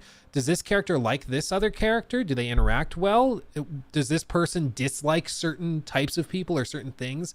And they're very adamant about that. Like, all of those decisions happen very, very early on and very high up. And these are the people that were booted out. As you can see, Anne LeMay says, I was a writer at BioWare for 5 years from 2011 to 2016. I learned a lot during that time from exceptional folk in many disciplines, but also specifically from my fellow writers and our amazing editors on both Mass Effect and Dragon Age brands. Today, not a single one of those writers and editors remains employed there. I think what happened, because to be clear, this is that Anne is saying from 2011 to 2016. Oh God, I accidentally opened Blue Sky. Oh no. Oh no. No. From 2011 to 2016, all those amazing editors and writers that worked on Mass Effect and Dragon Age during that time period, none of those people are still there. And this is why the pivot to like live service stuff, the change in direction, all of this can have massive implications years down the road. Because look at Rocksteady. Rocksteady decides to pivot into Suicide Squad. As a result, a lot of the people that were working on the single player games like Arkham Knight, Arkham City, those people left. Some of them left with the studio founders to make another studio in London to make a different game before Suicide Squad even launched. But a lot of those people that made those single player games left because they didn't want to work on a live service game. They didn't want to work on multiplayer stuff. They wanted to make single player games. So they left because their expertise wasn't needed there. And with Dragon Age and what happened with BioWare, they made Mass Effect Andromeda. That was a dumpster fire. Nobody wants to be on board a sinking ship. So if you just were working on a team that launched a disaster, you might be open to moving and finding a different job somewhere else because nobody wants to work on a disaster. People want to have their name attached to successes. So those people start leaving and going to other teams and other studios that want their talent. And then they release Anthem, which is their attempt at a live service game. Absolute disaster as well. A lot more single player experts and writers and staffers leave during that time because what we found out later was that in the same time period as Anthem was being made, around like 2019, guess what the next Dragon Age was supposed to be? A multiplayer game. So, a lot more single player people, writers and staffers and RPG designers start leaving if they hadn't already. And then they decide sometime during COVID, you know what? No, we're going to make the next Dragon Age a single player game. But by that point, all of that talent had left. And they were left with some new hires and some OGs that have been there for a while, but they were hiring new people. They were trying to build out a new writing team. But the studio that people knew and loved was gone. It had fundamentally changed. And you can't just Control Z that. You can't just get it back. Once those people are gone and they've moved to other studios, they're gone. And I think we see now the long-lasting side effects of hiring new people that don't have a real appreciation and understanding of the franchise. And it's also the danger with this modern approach where it's like fresh perspectives and modern perspectives are always of value. No, not always. Like, freaking Dead Rising 4. They brought in a whole new team for that game. They didn't even require that team of developers to play the other Dead Rising games before making Dead Rising 4. What? And so as a result, you get a game that doesn't really feel like Dead Rising. And with Dragon Age, you get a game that doesn't even feel like Dragon Age because none of the people that built Dragon Age, except for like a couple very senior people that had been there for 20 years, but very, very high level and quite evidently didn't really understand what Dragon Age fans wanted out of it. Those people are left behind, but all of the new writers, all the new staff, they just don't know what those gamers want or what those fans want, and thus they're unable to deliver it. Of those others, however, Sylvia, I'm sorry, I'm not even going to try to mispronounce that, announced that she was departing BioWare last month after 15 years. Courtney Woods left the studio to join Ghost of Yotei developer Sucker Punch in 2022. This was one of the other... Was Courtney one of the writers? Yeah. So Courtney Woods, who was one of the writers on Dragon Age the Veilguard, left a handful of years ago to work on Ghost of Yotei.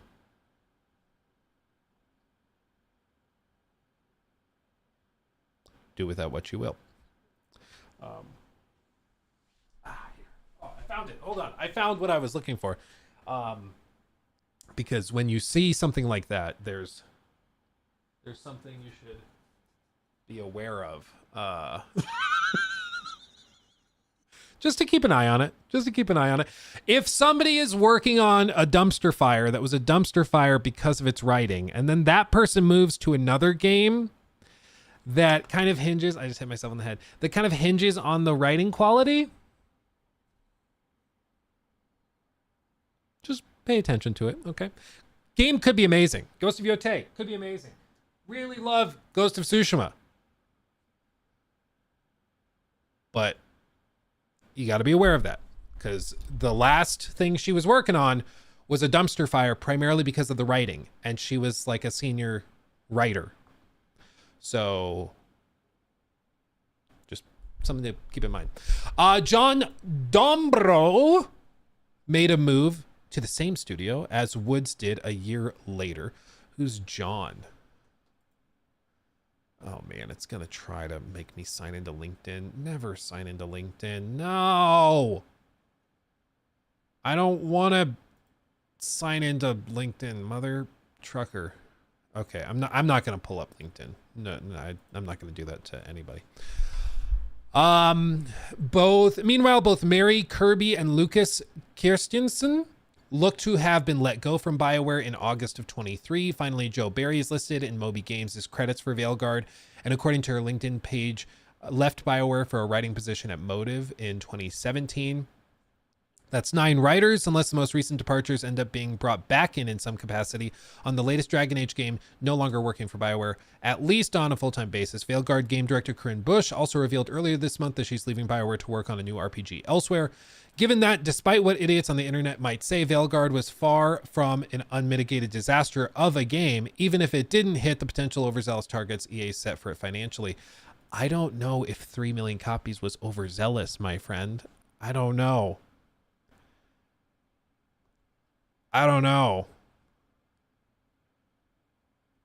I mean, okay, so there's 2 pieces here. We've talked about this before. I have a degree in corporate finance. I'm literally certified to talk about this, okay? Literally, I know what I'm talking about here. You're right. Sports FC 25 struggling was responsible for the primary drop in revisions and in the stock market freakout that kind of occurred after the fact. However,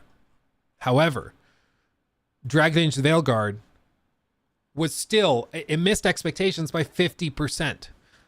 I don't think 3 million copies was that unreasonable of an expectation, frankly. If anything, I consider that to be quite conservative for a massive AAA game in a very well-known franchise. Like Dragon Age, the last Dragon Age game won Game of the Year in 2014. It's not like you're launching a new IP, you know? Like 3 million, I don't know if that's overzealous. In hindsight, maybe it's overzealous, but like, I think maybe we're reframing a little bit if we're acting like they expected way too much of it. It'll be sad. It'll be sad if indeed the entire writing team behind it, aside perhaps from some localizers who are listed as part of the other teams, have indeed either been shown the door or departed the studio on their own terms, especially since many were longtime Dragon Age series stalwarts who'd also worked on previous entries in the series.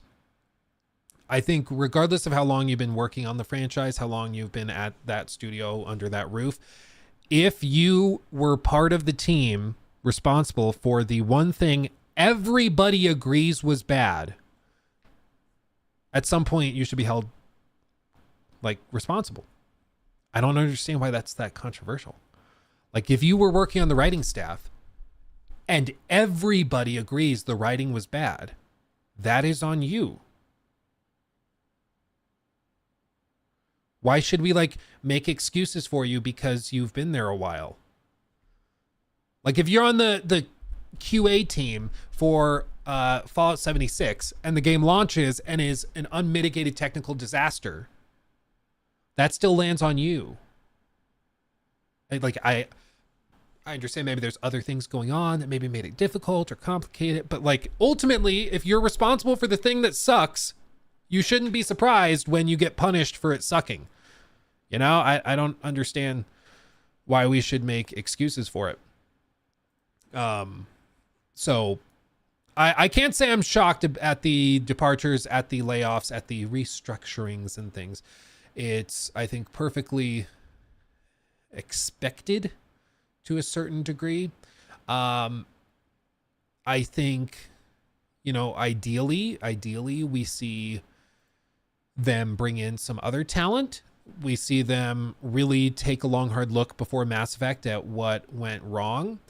And, you know, I don't think you can teach an old dog new tricks when it comes to writing and stuff, because what the writers think is compelling, you're not going to convince them otherwise of. Like, they put out what they thought gamers, or maybe not what they thought gamers would like, what they thought gamers needed. They put out what they thought was compelling and what they thought was good. And the fact that it was so not shows that they probably should not be entrusted to write something like that again. Because if they honestly thought that that was good, we have a much bigger problem. It's the same with, like, you know, the character designs in a Concord or something, where it's like so laughably bad that it's like, okay, if you thought that this was good, oh no. You know, like, we got bigger fish to fry if you thought that that was really, really good. So I think it's probably the best thing for BioWare that they are going through and redoing stuff. And they're going to be hiring different developers and different teams. I think that that is the best move for them. It's unfortunate, sure, when people lose their jobs, but at some point, like, it's just like with Herman Holst. You lose billions of dollars, you probably should lose your job. I don't think that's that surprising. If you are the writer on a game that is a massive disappointment financially because of the writing primarily, at some point, like, the blame does land on you. You're a senior writer on the game that everybody hates the writing on. Like, you know, I just don't understand how anybody could be defending it and acting like it's not that big of a deal. Or, yeah, or be like Herman and fail upward. Yeah, exactly. Yeah. Oh my God. Oh man. And all of this leads us to the follow-up on this discussion of Dragon Age, which is that now it looks, as you can see from this article from Insider Gaming, it looks as though BioWare has less than 100 people left working at the studio. That's coming from a report from Jason Schreier. The company now sits at less than 100 employees after having over 200 just 2 years ago. The report says that a number of employees who were put temporarily on new teams were informed that those moves were permanent. No longer were they BioWare employees helping out in a different area. Schreier's report also corroborates Insider Gaming's exclusive report that dozens of people were let go as part of a new wave of layoffs at the studio. Quote, if they want to work at BioWare again in the future, they would have to look for a job openings and reapply, Schreier writes. He adds that for now, at least, a small team will work on the next game in the Mass Effect series. This team is being led by company veteran who oversaw the development on the original trilogy as well as on 2019's Anthem. The goal is to then expand as needed later on in production. As sources told Insider Gaming, after the memo from BioWare was released, there is still an internal evaluation being done in order to see where things can be improved. There is still a worry from those who spoke under condition of anonymity that more layoffs and moves within the studio are coming. Neither EA nor BioWare have responded to requests for comments. Blah, blah, blah. At the very least, to EA's credit, they're not being shut down. It seems. Now, they are getting to make Mass Effect 5. But it's one of the other more fascinating occurrences in the industry because I, again, can't think of another studio that has, let's not use the word flop because that might upset people. Let's use massive financial disappointments. I can't think of another studio that has had 3 games that massively disappointed financially in the form of Andromeda, Anthem, and now Veilguard, and that studio and team still gets to exist. Cash flow errors. I like that, dog. That's good. Or cash flow challenged, maybe.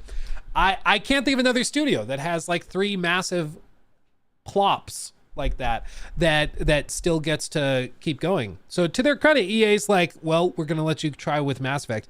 But I was pretty sure that this was the last train, and like they got to figure it out. They got to hop on board, or they're left behind.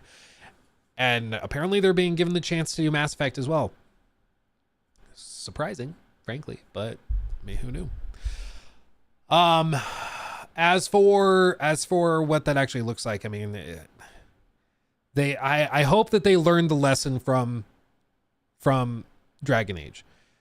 Because it'll be really easy for them to just make the same mistakes over again. And I mean, now, like, if anything, the pressure to have high quality writing will be even higher than for many other studios. Because now everybody's going to be looking at it with a magnifying glass to see. You know, it's like I remember a guy in the middle of like the Starfield stuff came and was like, oh, the standards and expectations for Bethesda are super unreasonable. They're way more unreasonable than for other studios. Look at these clips from other games of bugs that happened in their games from these other studios. And nobody really caused a big fuss about it. But, you know, Starfield has one big bug with, you know, the ship's not loading in or something, and everybody loses their minds. And it's like, yeah, the standards shift and evolve and change for different studios. Sure, it's not fair. Sure, in theory, everything should be totally equal. But once you've demonstrated a proclivity for certain types of mistakes, you shouldn't be surprised when people start hyperfixating on that to see if you've made the mistake again. If Bethesda has a history of technical problems and bugs and load screens and stuff, everybody's going to be watching for the load screens in Elder Scrolls 6, and that shouldn't surprise you. Even if you can point to other open world games that have some load screens happen here and there, it just is what you're dealing with. And you can choose to be upset that reality is the way that it is and people have standards that they do, or you can just deal with it and respond to it. That's why I've said a bajillion times, perception is the reality you have to deal with. And with this, I think you just can throw a fit about people having the standards that they do, or you can try to meet those standards and rise above it. And if you rise above it, just like Yash says in chat, like how KCD had a lot of bugs, now KCD2 is relatively bug-free. Exactly. They understood, like, well, we could complain about people being frustrated about the bugs and stuff and the polish because we're a small team and this is like our first big project. And so we could complain about it, or we could just release the sequel that's super polished and super refined and ready to go. Good to go. We'll rise to the occasion and we'll surpass expectations. Do that. Do that. Easy. So anyway, Dragon Age, the Veilguard, at this point, it's pretty clear that, you know, it was a massive disappointment for EA. It was not what it needed to be, certainly, but somehow they're being given another chance. Somehow. So we'll see. We'll see if they can figure it out.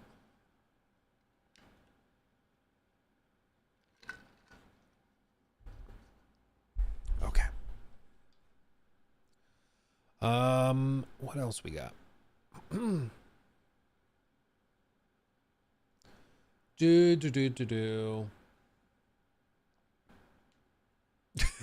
only norms.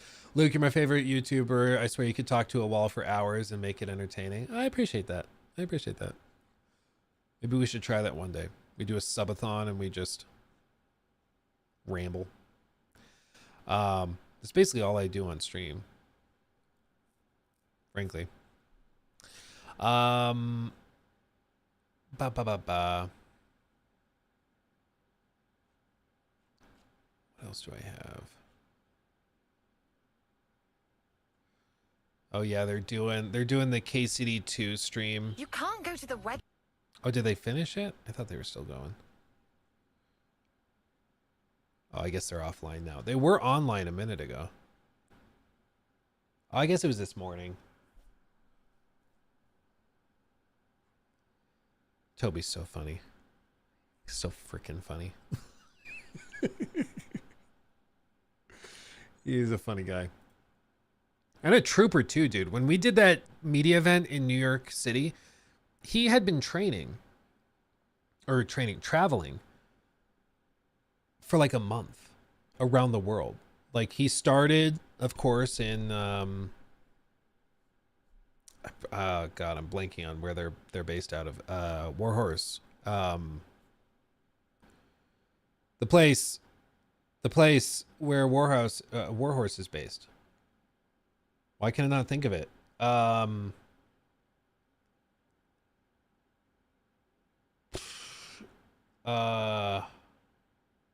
Prague. Thank you. Prague. Yeah. I could not think of the freaking name of the, anyway.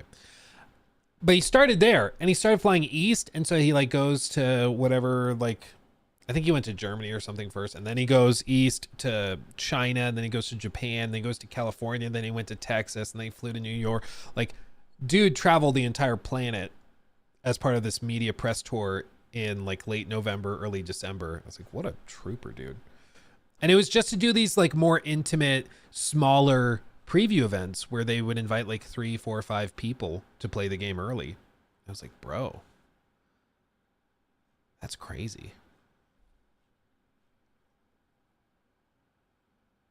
Absolutely crazy. Oh, and on X. In my X feed, just random. I don't know if I could show this, but just randomly recommended. There's a tweet from Trump declassifying airstrikes against ISIS bases. Like videos of them launching rockets into it. Like, what? Jesus. Just casually dropping that, bro. That's wild. It's like, yeah, here you go. Here's us exploding lots of people. Have fun. Check it out. Pretty cool. It's pretty cool. That's crazy. Okay. Okay, what else? I think we got through that. Okay, let me catch up on these. I'm distracted. Where did I leave off on this? Nameless King, thank you for the 5. If I pirated Dragon Age Veilguard, I would ask for a refund. That's fair. It was one of those games where I was like, if you turn off your brain and don't think about like anything, if you don't think about the writing or the characters or whatever, and you play just the first 15 hours, you probably have like a fine time with it. But anything after that, you're just gonna end up miserable. You gotta stop. Fearless 12, thank you for the 10. Mass Effect gave us steamy intergalactic hookups over a decade ago, and now Dragon Age Veilguard looks like it was written by a virgin who thinks intense eye contact is too raunchy for fantasy.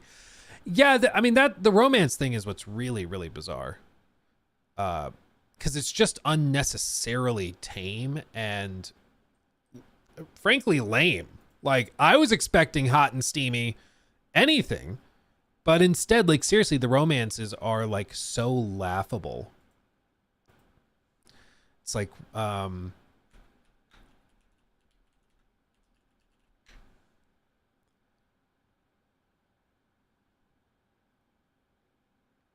is it? Where's... I guess I can show you like snippets of one where it's like slow dialogue, the demon's there, the love bed scene, dialogue, fade to black, and then they're just talking. Like, and it's true regardless. Like all over the place. It's crazy. Sorry, you can't spam the same message. I'm sorry. It's pretty clearly a collector's edition. We'll open it here in a minute. I'm down. But yeah, you can't spam the same message. Here, I'll just do a timeout because it might have been glitching for you. I don't want to just permanently hide you, but yeah, you just can't spam the same message over and over again, my friend. But anyway, you can tell it was supposed to be a mobile game at some point with the level design. Not a mobile game, a multiplayer game. You're supposed to go through it with your friends, and they were supposed to choose a character that has different abilities than yours, and then they kind of pair together and work through levels together. But then they ended up going back to single player, and so then you just have party members where you randomly, like, you know how Rook can randomly just unlock doors or use abilities that other characters have, but it's because they had designed the levels in this way. It was really weird. But anyway, rock to the devil. Rock to the devil. Let me open this. Let's do this. Okay. Are you ready? Let's do this real quick. News item. Opening the not dragon. Oh my God. Can you imagine if that's what I was doing? After all, I like take out Kingdom Come Deliverance 2's Collector's Edition. But we're opening the Dragon Age one. No. Okay. My review for Kingdom Come Deliverance 2 came out. It's freaking badass. I love the game. It's literally one of my favorite games of all time. It is so good. I love it. It's precious to me. I can't praise it enough. You should absolutely play it. But as part of that, I've got the collector's edition. And I have not opened this, even though it came like 3-4 days ago. It came really early. I've not opened it. I've not messed with it because I don't want to, I wanted to put my review out before I open any swag or stuff like that. And now that that's out, I feel like I can do it. So here we go. Because this will happen a lot where like I review a game and I don't want any of the little things to affect my scoring or anything. So like most games, the agency will send me collector's editions and stuff. Or like they send me that massive statue, this freaking behemoth of a statue for the Space Marine 2 launch because they found out I like Warhammer. And I saw like the big thing, it says Warhammer on the box, and I was like, I don't want this to affect my opinion of the game when I review it. So I left that box sitting in the corner until I was done reviewing the game, and then I opened it. And it just, maybe I don't need to bother that hard, but that's just what I do with these types of things. But now the game is out, so we can do it. First thing on the box, they have a little nod to the mini game for lock picking. You see the little gold circle? Isn't that cute? It's a little nod to the mini game. I appreciate that. That's cool. That's cool. You open the box. We have a letter. And then the PS5 edition of the game. Jacob, are you in chat? He's probably sleeping. Jacob, guys, next time you see him in chat, give him mad props. He stayed up until like 5:45 a.m. editing the Kingdom Come review. Like insane. He's a trooper. So, I don't think he's in chat. But if he is in chat, then maybe I'll give him this so he can play Kingdom Come ASAP, because he should. Yeah, he should. Let's see what the letter says. He's a slave. I mean, basically, that's a slave to the mistress that is YouTube. Let's see what we're dealing with. We have a letter. It's like a nice clothy paper, I guess. You open it up. It's a big decree. Oh, wow. Look at this. It's actually written out. We, by the will of lords and nobles of the kingdom of Bohemia, and likewise his grace Margrave Jobst of Luxembourg, elector of Brandenburg, hereby send you, Sir Otto, Lord von Bergov, and Royal Chamberlain, our respectful greetings. It is surely as clear to you as it is to us that our beloved kingdom has descended into... Oh! This is the letter. This is like the message that you're delivering at the opening. That's cool. That's freaking cool. I won't read too much of it, and I don't think there's any spoilers, but just in case, I won't read too much of it. Okay. I'll leave it there. Let's open the rest of it. That's cool. Instead of it just being like, this is the collector's edition. They put that in there. Okay, front. It's a big freaking styrofoam thing. Okay, set this down. And then there's some tape all the way around. I have a box cutter. I'm going to delicately slice. Let's see what we've got.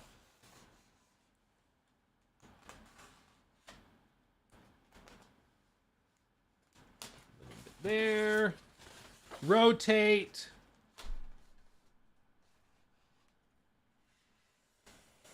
Gently does it. We don't want to break anything. Honestly, that might be enough.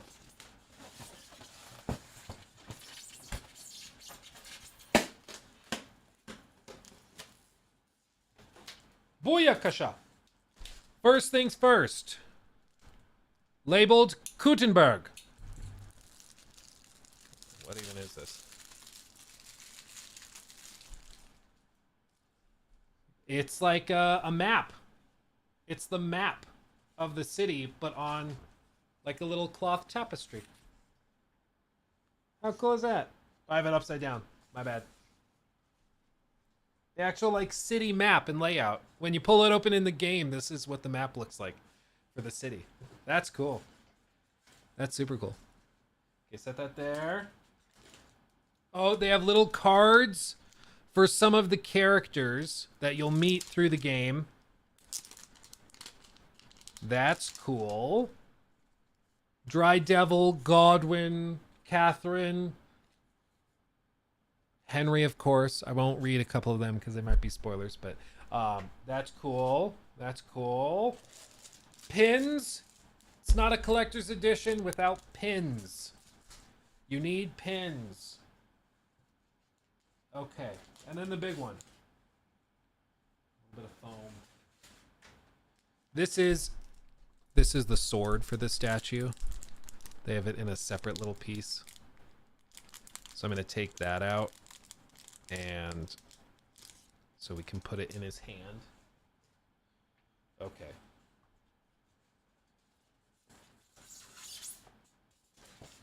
Ooh, she heavy too. She built good. Okay, how do I... Where does this attach? His back probably, or his... I don't want to put it in the wrong spot and break it. Oh, wait, I bet it can swap out. You can swap out the spear with the sword in his hand. So if you want to take the spear off and give him a sword, you can do that. If you want to use the spear, you can do that. Let's swap it without breaking it.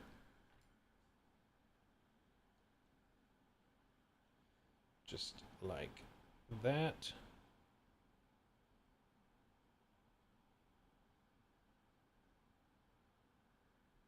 Ta-da! How beautiful is that?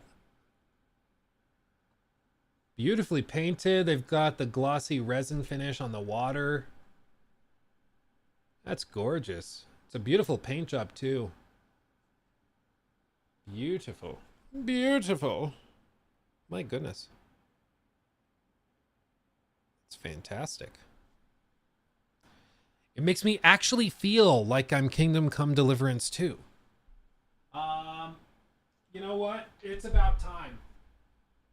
This is always awkward because anytime there's like a new amazing game that I feel deserves special like credit, I have to move things around. And it's not a like necessarily a diss on the previous game's statue that has to move, but it's just part of the territory. Like, there's only so many spots on the shelves, guys. We're gonna move the big ass statue of Thor's hammer. And Henry is gonna go next to Her Majesty. I will put this here. Voila. And now you can say you were here. You were here when Henry was put on the shelf. There you go. Valaha. I could swap out the Valaha one. The problem, the Valaha has a lot of little, like, you can't really see it even, but there's like a bunch of little wood figurines that came with it, so it's not as quick to move. But honestly, probably I will put the hammer back like here. Valaha will probably go over there. We'll move some stuff around. We'll figure it out. Move the Titanic. It already sank. How dare you? How dare you? Dude, I have so many Lego sets to build. It's a problem. I am behind. Like, I'm not even joking. Did you guys see this? I have the Endurance, and we still have Gringotts Bank. Like, we got a problem, dude. I'm drowning in Lego. I'm drowning in Lego. Build a new shelf live. I am going to be moving the studio into that room that I'm having finished. So that's going to become the new studio, and it is bigger. So it should fit another shelf. So we should have room for it. Those are beautiful pins too. So anyway, cool. Oh no! I broke it. I lifted it and I broke it. Honestly, it's probably better this way because I kind of like that.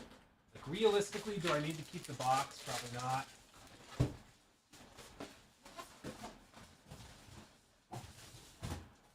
I told you guys what Jacob said about the Starfield box, right? Did I tell you what Jacob said? Let me show you, okay? I'm a hoarder.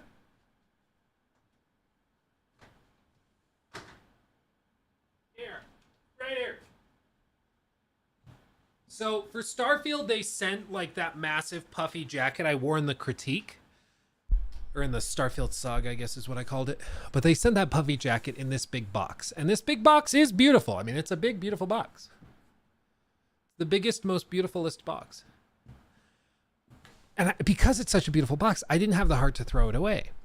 But Jacob was over, and I pointed it out to him, and I was like, I don't have the heart to throw it away because it's a big, beautiful box. It's a BBB, yeah. And he like very sincerely got quiet. He put his hand on my shoulder and said, Luke, it's a 7 out of 10. You should throw it away. I was like, fair. We're aiming for a controversial 7 out of 10. Yeah, fair point. But I still haven't. I can't bring myself to do it. Now I kind of feel like I have to keep it as like a collector's item, you know? Where's my chair stuck? Come on, damn you. It's like stuck on the mat thing. I got one of those mats to keep the wheels from destroying the carpet, but I don't think it's big enough. So it keeps getting caught. Luke on the next episode of My Strange Addiction. Boxes.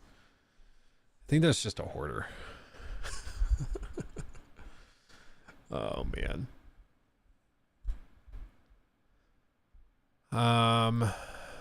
Okay.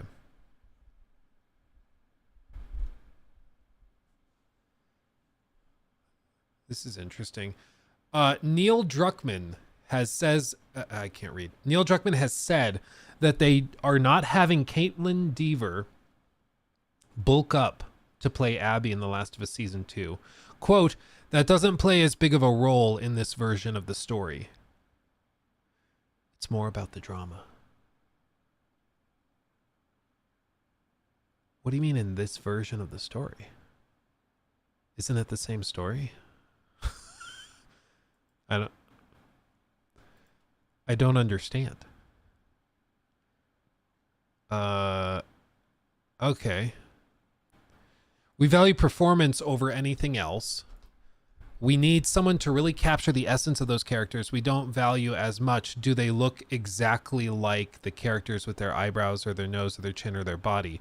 Whatever it is, it's not nowhere on the priority list, but it's below a bunch of other things that we consider. When it came to casting Abby, a central new character to the events that come, that's why Caitlin Dever didn't need to hit the gym to look like the muscled version of the character in the video games. Fans will no doubt have questions about that choice. So in an attempt to get ahead of the noise, the showrunners offered their thoughts. Quote, we would have struggled to find someone as good as Caitlin to play this role. In the game, you have to play both characters, Ellie and Abby. Come on. Ellie and Abby, and we need them to play differently. We needed Ellie to feel smaller and kind of maneuver around, and Abby was meant to play more like Joel in that she's almost like a brute in the way she can physically manhandle certain things. Don't you mean woman handle? Damn it, Neil. Damn it, Neil. It's problematic all over the place. I swear to God. I swear to God. I'm going to report you to Eurogamer. Kotaku too. They're going to tear you apart.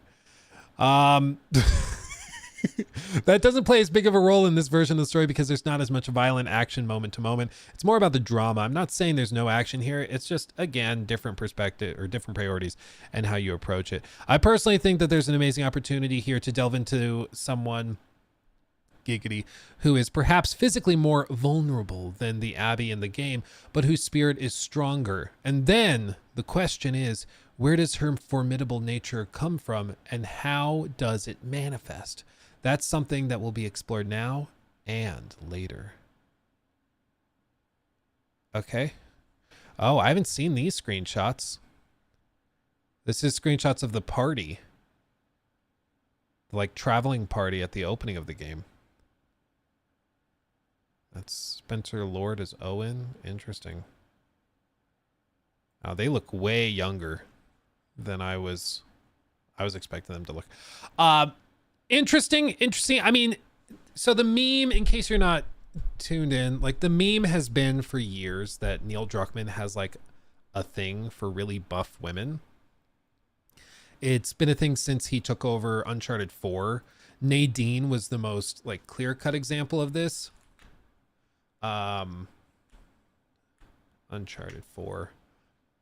Where like there's entire sequences where Nadine is just beating the ever-living crap out of like Nathan Drake and like just kicking his butt, and he always made sure to have her in like shirts and outfits that would reveal her really buff arms and stuff, and it was always weird, and like it's kind of half joking like Neil wants a muscle mommy, like we'd always joke about it, but it like kept happening and kept happening, and it was really weird because it's also like Nathan Drake is basically like a certified serial killer, and the idea that like he all of a sudden can't even like hold a candle to fighting Nadine is just a little weird. Then there's a sequence later in the game where Sam and Nathan are both like struggling to fight her 2v1, and it's like I'm not sure what we're doing at this point. So when we saw Abby, and Abby is like shredded, not even shredded, like Abby is maybe the definition of a muscle mommy, like all muscle, buffer than like most of the guys I know. And I mean, you just look at the screen cap that they have. Very, very buff. Technically an achievable physique. You might need some Tranabol and some gorilla blood injected directly into you, but technically achievable. Maybe not in a post-apocalypse, but maybe. It's got amazing genetics. But it was like such a very obvious and key part of Abby. Even Abby's like room is next to the gym in the stadium where they live. And And they mention, you know, that she does a lot of workouts in there and stuff. So like it was a pretty key part of her character that she starts small and buffs up when she starts trying to find her dad's killer. So it's just surprising to see that not be a priority. Because it seemed like a big, forgive the pun, priority in the game. And I understand, like, oh, they play differently. So Ellie is, like, scrawnier, and her gameplay reflects that. And Abby is more of a brute, so that needs to be reflected. But, I don't know. It's just... maybe it's more that they couldn't find, like, an actress capable of leading a show like this or a season of a show like this, like Caitlin Dever, that was also like a well-known bodybuilder, like IFBB pro. Because I mean, again, like I have a couple family members who are bodybuilders, like IFBB pros. You know, they actually have their cards, their pro cards, and train people for a living, like, and they're very, very fit and put together. Like they don't even, like, she doesn't look like this. This is like crazy. Okay. So finding that type of person in the real world might be more difficult, and that might be why they did it that way. But anyway. Okay, Neil. Whatever, Neil. Okay. Let's see, where am I? I gotta catch up on these. I read that one. Let's see. Oh yeah, I read the Fearless Wolf one. Thank you again for that. Sumaya, thank you for that one. Never played Dragon Age Veilguard. Seems like a game needed a Heimdall after Ragnarok. Seemed like the game needed a Heimdall after Ragnarok. Yeah. I think I know what you mean. Yeah. Kino Man Sky, thank you for the super chat. Check Steam reviews. Even Keanu didn't like Dragon Age Veilguard. Keanu Reeves played Dragon Age? Or did somebody just use his name and say that he didn't like it? That's funny. Forged, thank you for 24 months. That's crazy. 2 years. That's insane. Wowza Canowza. Thank you. 2 years. That's crazy. Thank you for that. 2 years. Anyhow, getting sick of all the X drama over Henry apparently being a flamboyant gay man in KCD2. So I have to ask how many boys you kissed. I played like the whole game and I did not kiss any boys. So do with that information as you wish. It's amazing. People who haven't played the game having out-of-pocket opinions on the game that they haven't played and that they end up kind of looking stupid. It's funny how that works. How long is the main story? I genuinely don't know how long it would be if you just like played through it in one go, like just main story, because the side stuff is so good and such a key part of the game that I don't know how long it would take you to just play the main story, because I did not play just the main story. Like, I wanted to do all the side stuff and see all that stuff.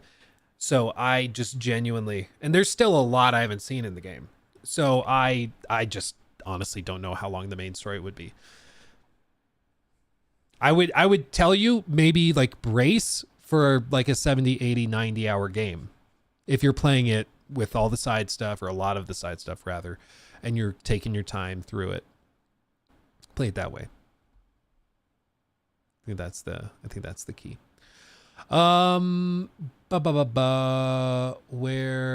Vitonez, thank you for that super chat. The solution would be to hire based on excellence. Yeah, I mean, hire good writers. It's why I've always said, like, hiring activist writers or writers that are trying to specifically push forward one type of message over the other, like, they won't be as good as just a good writer, because if they were a good writer, they would just be a writer. They wouldn't be an activist writer. They would just be a writer. But the fact that they have to put activist in front of it shows that they couldn't get a job as a normal writer. So maybe they shouldn't get the job. Like, maybe that's scandalous of me to say. Loxy, thank you for the 5 gifted subs on Twitch. That's crazy. Thank you, my friend. Thank you. Welcome everybody who just got a sub over on Twitch. That's fantastic. Thank you. Thank you. Where else was I? Joaquim, thank you. 24 months as well. Both of you guys hitting 2 years, like on the same day. That's crazy. Of the PS2 classic games, which would you like to see a sequel of the most? Personally, I want Jack and the Sly Cooper game, although never coming, sadly. The weirdest, and this is a deep cut, okay? Don't judge me. The weirdest PS2 game that I actually, like, I played the crap out of it with my brother, my older brother, Joe. And I look back on it very, like, nostalgically. This is such a deep cut, dude. See if you guys notice it. I'm gonna wait for the screen to go away. Do you know what game this is? You know what game this is? This is a deep cut, okay? This is a deep, deep cut. Anybody? Anybody? Freedom Fighters! Bot God got it. Yep. Freedom Fighters, dude. I played the crap out of Freedom Fighters.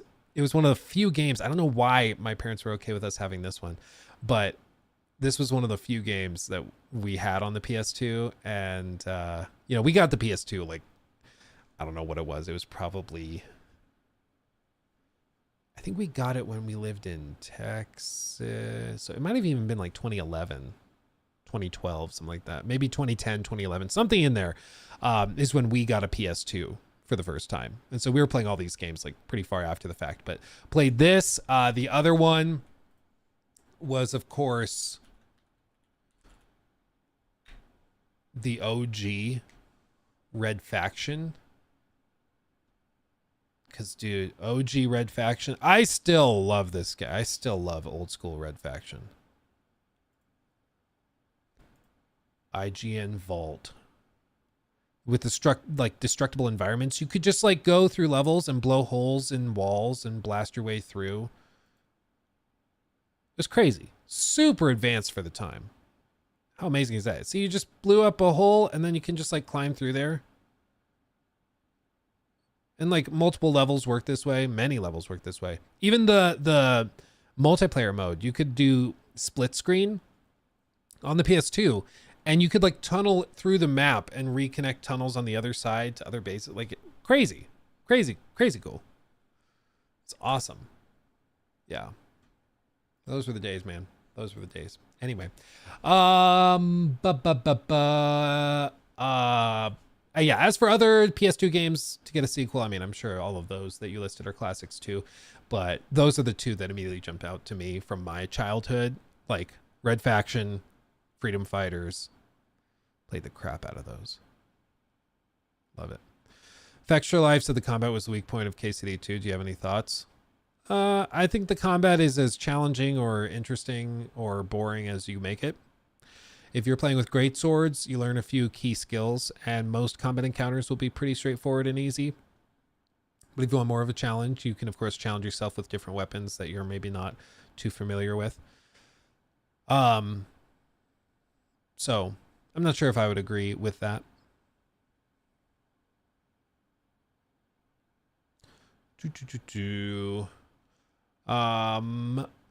Let's see. Where was I? That was Joaquim's message. Mark, thank you for the 2. Did you see the sumo wrestler woman in AC Shadows? Somebody sent me a TikTok of that. Maybe I missed it. It doesn't say anywhere that she is considered a sumo. It seems like she is an overweight woman. Sorry. Plus size. And she's Japanese, and so people are therefore saying that she's a sumo wrestler, which is almost more offensive than if she was a sumo wrestler. Like, not all overweight or big Japanese people are sumo wrestlers.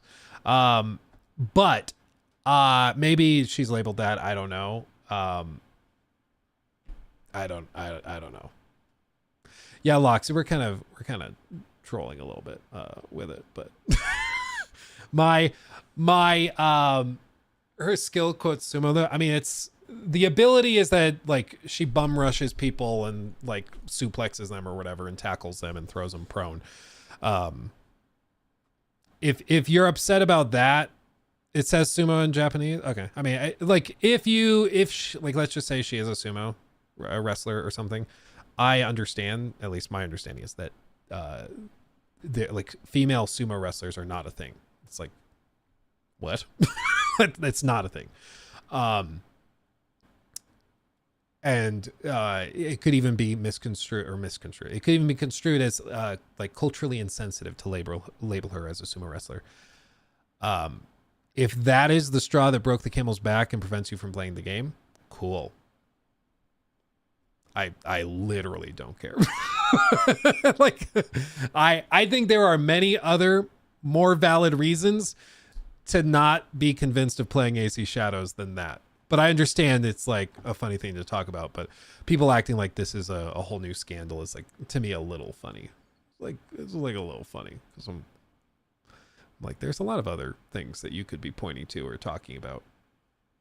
This is kind of low on the list of priorities, I think. For me, at least. It doesn't seem like that big of a deal.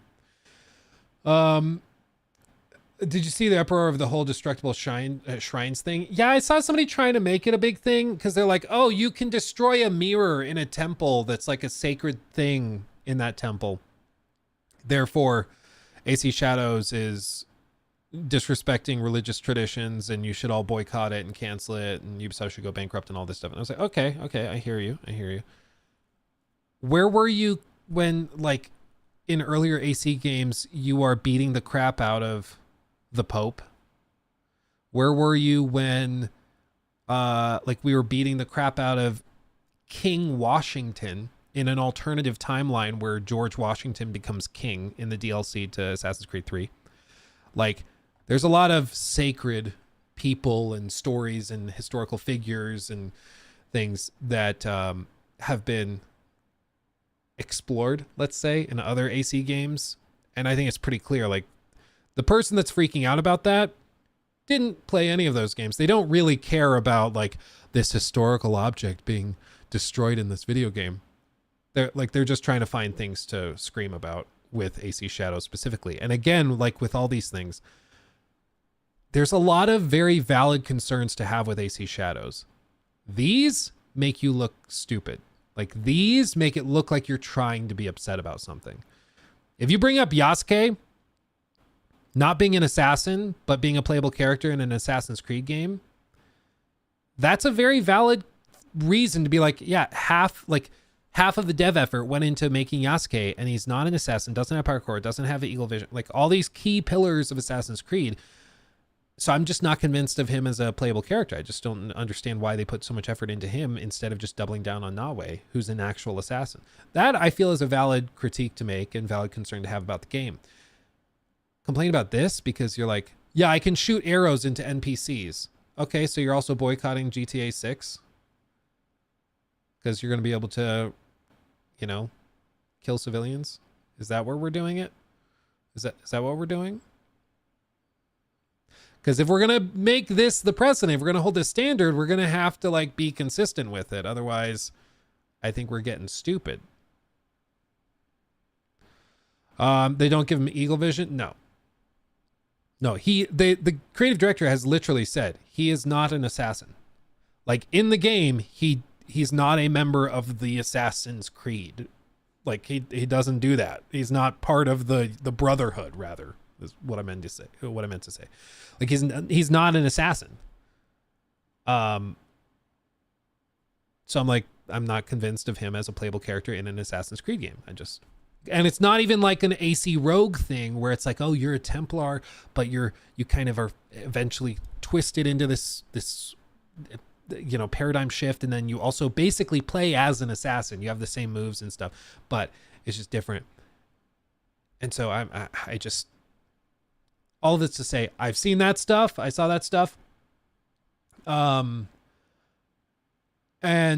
for a lot of, like, that type of thing, I think part of it is rage bait. Part of it, I think, is people just trying to find things to rage about with the game because they've decided that this is the hobby horse that they're going to freak out about, and that's fine, whatever. But, like, that guy, I don't think was ever going to play AC games, AC Shadows, because I don't think he plays AC games. I don't think he's probably even a gamer. I think he's just looking for things to freak out about. Because if you look at the purity test that he's holding the game to, it's like you can kill NPCs. Okay, are we going to hold that standard consistent? And any game where you can kill NPCs, we're boycotting because it's culturally insensitive? You want to do that? Because I don't think you're going to like how many games get cut off the list. But they probably don't care because I don't think they're gamers. They probably don't play those games. You know?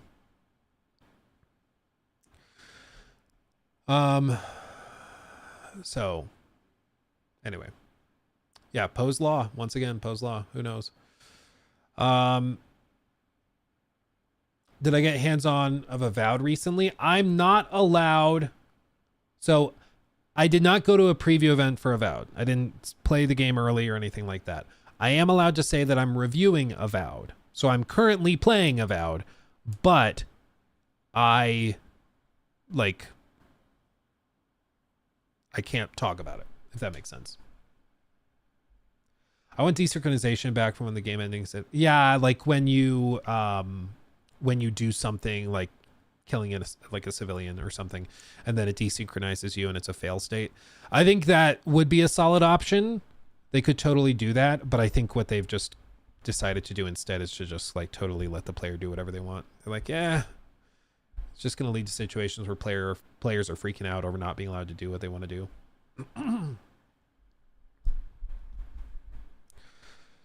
Yeah, but that logic, climbing into holy places should also be banned. Well, and it's so selective. It's like, okay, so we're going to freak out about the game set in Japan, but like, again, there's been plenty of other Assassin's Creed games where you went into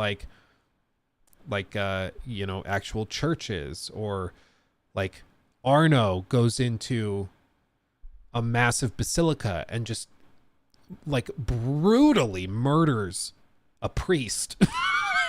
And everybody's like, no, I mean, that's fine. They're French. So it's like, why are we freaking out about this one, but we're not being consistent with this one? And it's because, again, it's not about being consistent. They're not actually like trying to do that. They're just trying to find something to freak out about.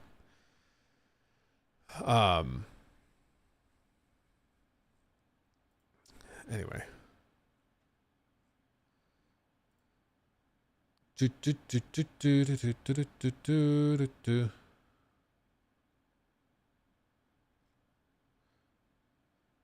Dude, are people actually... People are freaking out, dude. I'm not even going to show the guy. One of the patented guys that, like, the most recognizable guys that freaks out about every game allegedly being some cultural disaster is trying to twist the Metacritic scores all being positive for Kingdom Come Deliverance 2 as like games media all bought out. Everything's bought out. It's all garbage.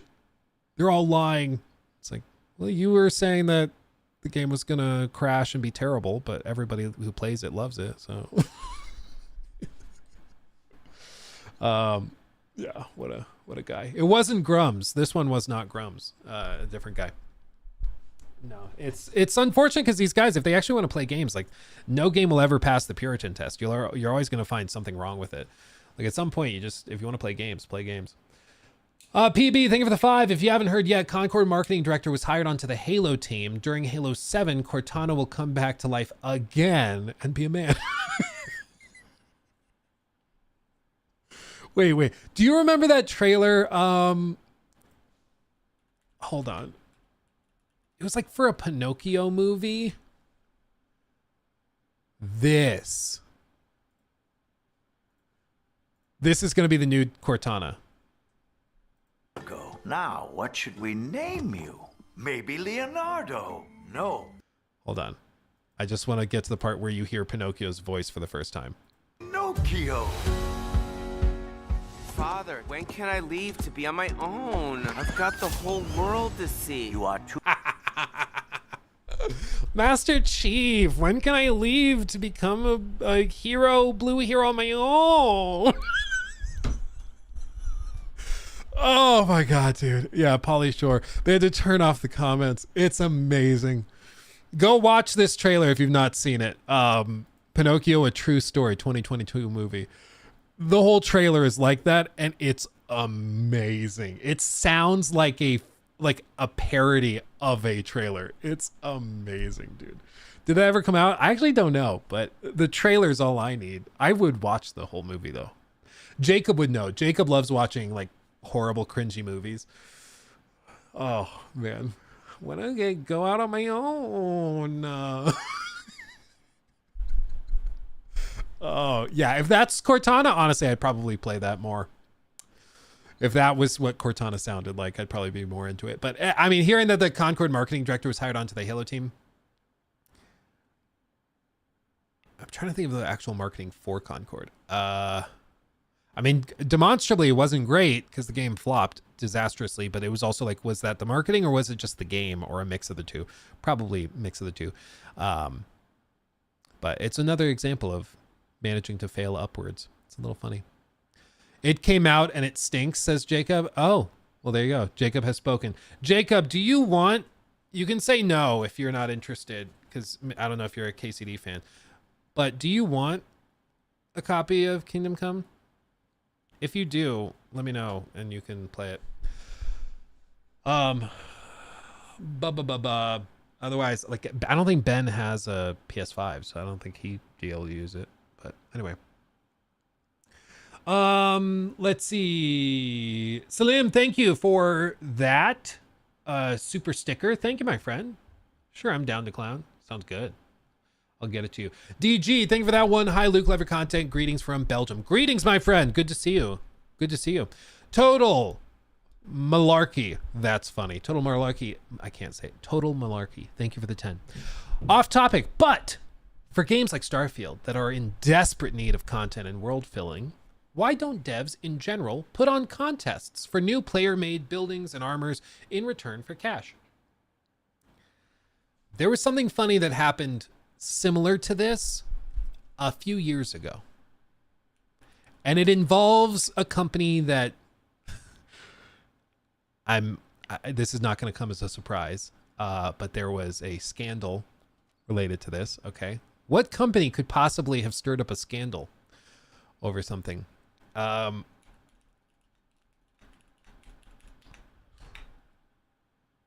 was it called? It was like Player... Yes, this.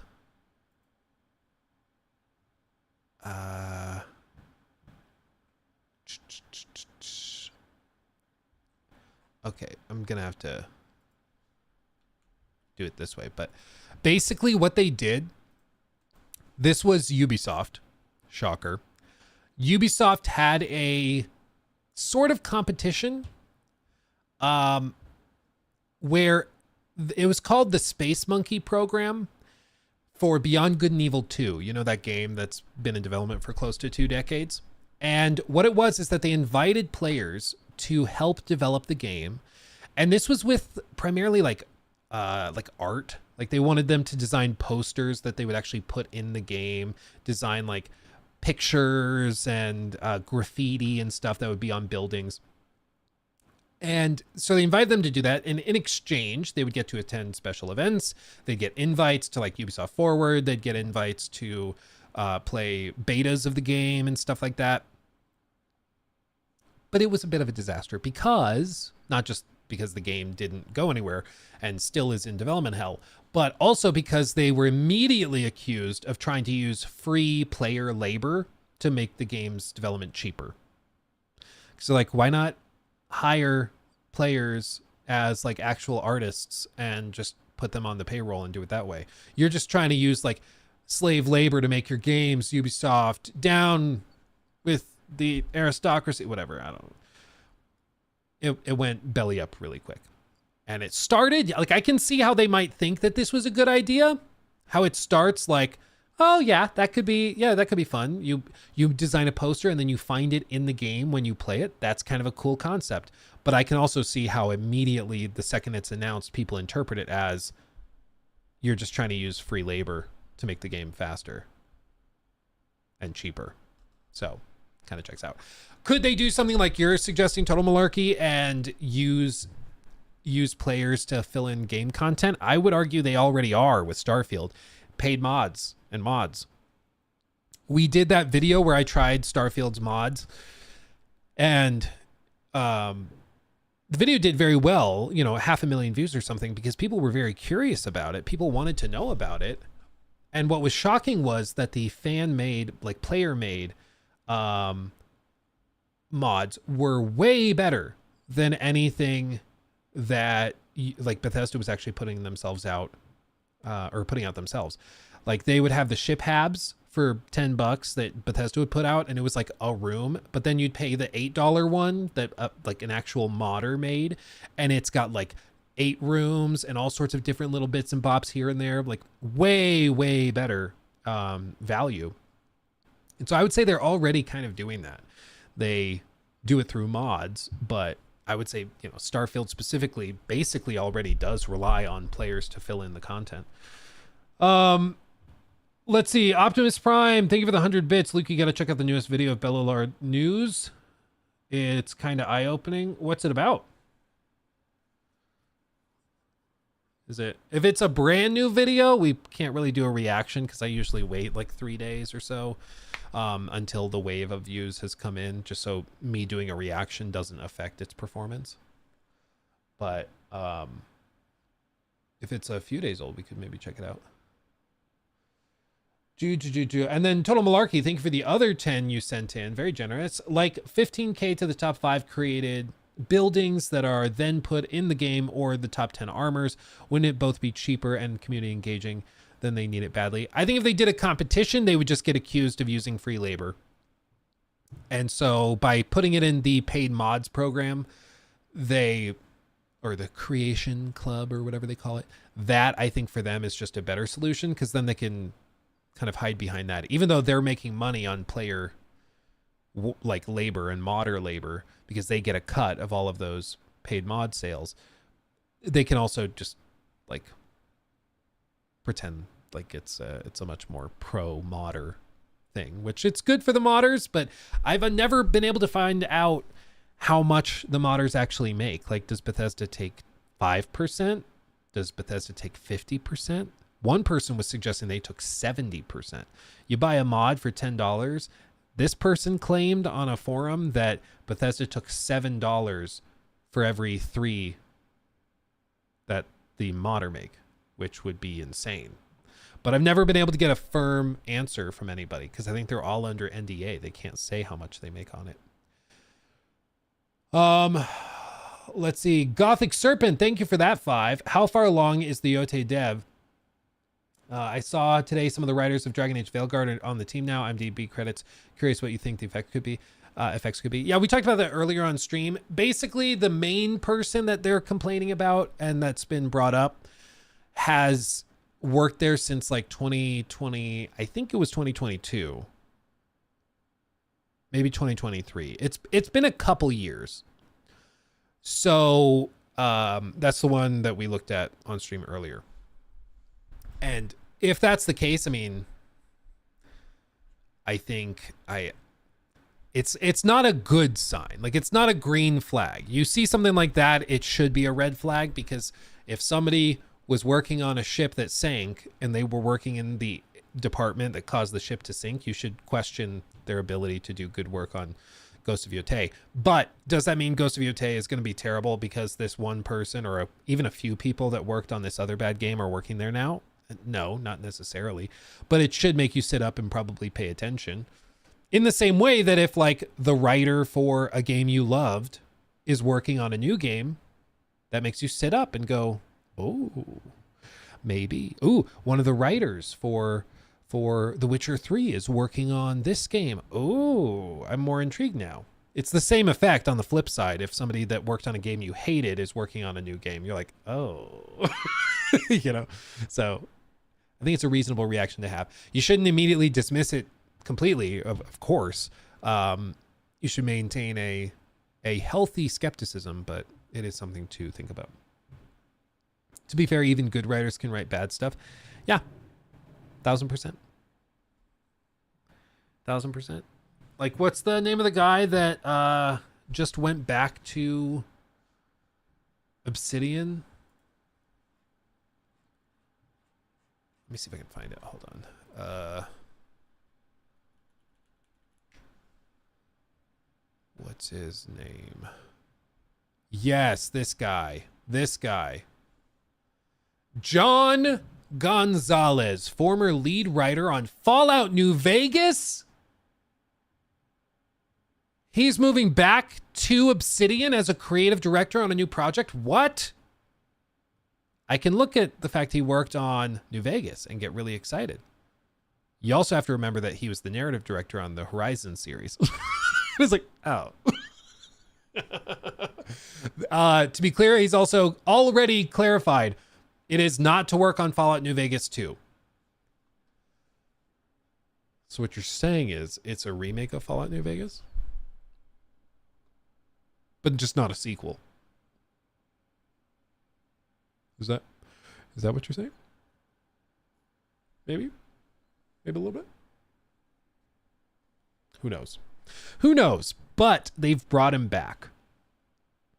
They've brought him back. He worked at Guerrilla for years and years, working on the Horizon franchise, and now he's moved and is working on something. Who knows? Who knows? But he has bounced over there. This could just be maybe he wanted to move back to the States. Maybe that's all it is. He just wanted to get back into the US. Maybe that's what it is. And it's also, I mean, with his resume, if he wants to go and work at Obsidian again, he can get a job there. If he wants to go work at Ubisoft, he could get a job there. If he wants to work at EA, he could get a job there. I mean, when you've got his resume, you can do kind of whatever you want. I mean, I thought the writing in Horizon was okay. I mean, I think exactly that. It was okay. Yeah. I think New Vegas was such a flash in the pan. It was so unique and so crazy and clever that it was just really, really special. And then Horizon, I think, if anything, Horizon is overwritten. I think Horizon's the opposite problem. It's overproduced. I think the characters are overwritten to the point where there's not much flexibility in them anymore, and they start to grow really dry, and there's no real self-discovery for the characters. And then Aloy, I'm driven crazy by the attempts to make her into like this Mary Sue, where like even in the second game, they don't want her to have any anxieties or weaknesses herself, so they literally create a clone. And the clone has all of her anxieties. And then Aloy comes in and is like, stop being like that. And it's like, you wanted so badly for Aloy to be like this really strong, powerful, amazing, like, main character that you forgot to give her any depth at all. She's just like a wet paper bag. I think forgettable, Kingdom Sky. I think you're right. Like Aloy is just so much of those games is forgettable. They're graphically stunning and very unique visually, but I just it's so dry to me. It's so dry. I couldn't even tell you the name of like the secondary cast of characters in the second game. Probably couldn't even tell. I don't think I could even tell you the secondary characters in the first game. Like it's so freaking forgettable. Rost, I remember Rost, Aloy, Silence, you know, like those guys. I couldn't tell you like anybody else. It's just. Do you think they're working on Horizon 3? I think they're doing pre-production. They're probably thinking about it, talking about it. But their big push right now, all of Guerrilla Games is working on this like Monster Hunter Fortnite looking live service game. And that they hope will be successful. And if it's successful, that's going to be their bread and butter for the next handful of years. Like that's what they expect it to become. They expect it to become a live service game that they support for years and years and years. Which is honestly probably part of the reason that he was good. Like, why stick through that if you aren't needed?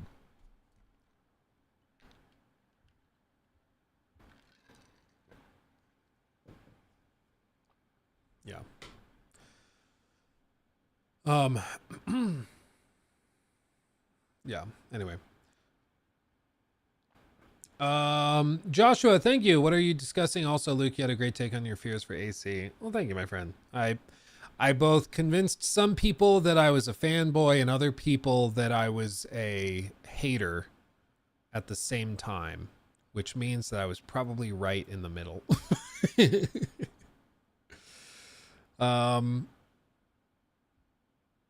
Yeah.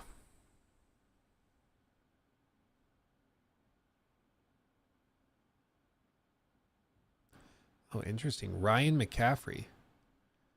This is like the executive editor at IGN. Not one, but 2 upcoming first-party Xbox games on my console at the same time. South of Midnight doesn't come out for like 2 months, right? Like 2+ months? It's got to be for like a preview or something. I'd be surprised if they're just already sending out reviews, like review codes and stuff, but maybe they are. Who knows? I am allowed to say I'm reviewing Avowed, so I technically have Avowed as well, but South of Midnight, I had no idea they were doing anything that early.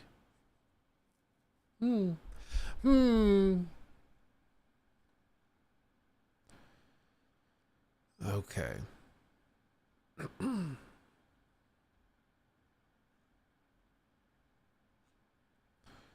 Let's see. Do we have anything there?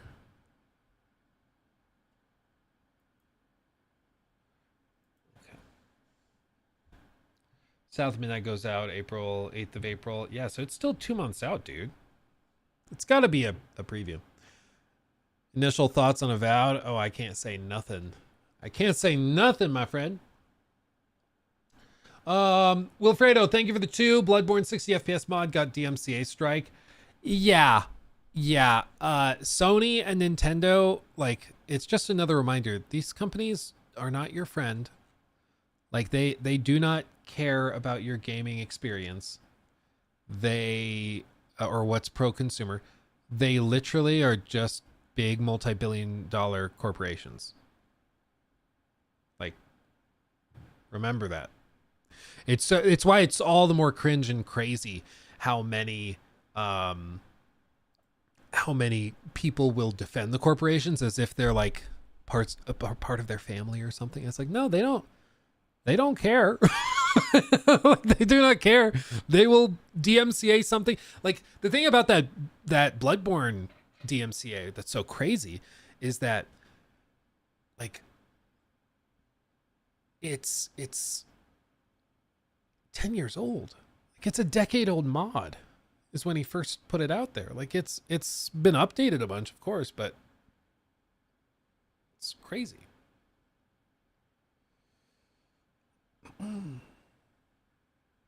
Oh, yeah, to be very clear, Loxy, I totally bajillion% agree. Nintendo, if anything, is probably worse. Like, Nintendo will try to strike your channel if you're uploading long segments of unedited gameplay of their games. It's like Rockstar. Rockstar, I had a copyright strike on a video that popped off, did like over 1 million views, because I used a 3-second snippet from a cutscene in Red Dead Redemption 2 where Dutch is talking to the group. But because that snippet was used in a trailer and they copyrighted their trailer, the whole video was struck. I was like, that's insane. That's ridiculous. Yeah, Nintendo they just lost their lawsuit against a grocery store in South America that was called Super Mario. Yeah, Nintendo sued the small supermarket for that. It's crazy. It's crazy. I'm excited to see people are interested in Avowed or asking questions about it. Unfortunately, I can't say anything more about it. Kid Smooth says, I bet most reviewers haven't completed KCD 2, which begs the question, is it an absolute must to complete a game before publishing a review? Can some genres have an exception. I mean, I finished it. I know Neon finished it. I haven't had time to look at other people's reviews, but I think a lot of people finished it. I saw some people didn't. I think Destin said he didn't finish it quite yet. I think, if I'm wrong, I'm sorry. Yeah, I haven't yet finished Kingdom Come Deliverance 2, but I have been blown away at how fantastic it is. Like, what I'll do is if I am not able to finish a game before launch or before embargo, I will say like work in progress review. Because there's been some times where like I might get sick or I might have a technical issue. I've had times where like I ran into a soft lock. Alan Wake 2 happened with that, where I ran into a bug towards the end of the game where I could not progress. Like, you know, there's the mini game where you have to match up the like black and white circles and then audio triggers and stuff. Towards the end of the game, there's a point where you have to line up those circles and dialogue plays and you move into like a movie theater. But it bugged out for me and you couldn't actually like trigger it. And so I emailed the devs and like the review embargo is about to lift. And I was like, I can't finish the game yet because I can't move past this. Turns out they did patch it. They did fix the problem, but they said it was only going to be effective for new save files. So if I wanted to see it, I'd have to replay the entire game. And I was like, I swear to God, I'm just going to watch a video of the finale of like the last however long it was. Watch the story recap of the ending and do it that way. Because I was like, I'm not going to replay the entire game in a day. Like, I just can't, you know? So sometimes stuff like that will happen. And when that happens, you disclose it. You say work in progress review. You say, yeah, I'm not finished. And you explain why. Like, pretty straightforward. But yeah, I mean, obviously, I think we'd all have a problem if reviewers were like pretending they finished games when they hadn't. You know, that would be a problem. But I feel like there's been cases where there's even been like YouTubers who have said stuff like that. And they say it would be really cool if we got something like this, but there's nothing like that in the game. But that's at the end of the game. And so they kind of out themselves as having not finished it. So I think there's been cases where stuff like that has popped up, but I think on the whole, if somebody says they finished the game, they finished the game. So yeah, shout out to Diego. Thank you for the kind words. Beat the game before his review. Warhorse sent him the code 1 month early so he could play it to completion. I'd recommend his video. It was excellent. Yeah. Yeah. Shout out to them for sending it a month early. That's pretty crazy.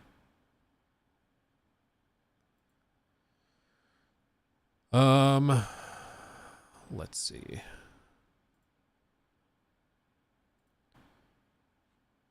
What else have we got? I think we're good there.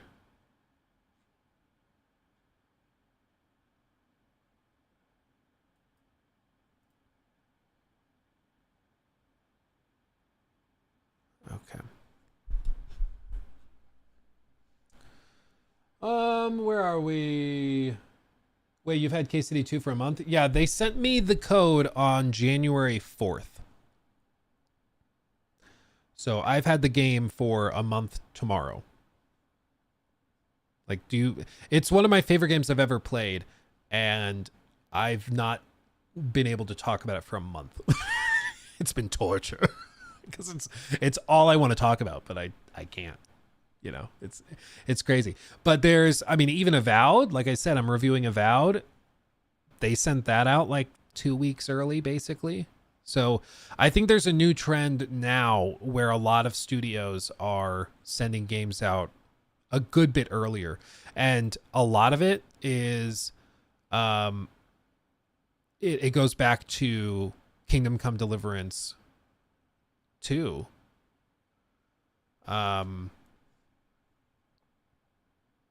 And how they sent codes out so early. Like it's pretty wild.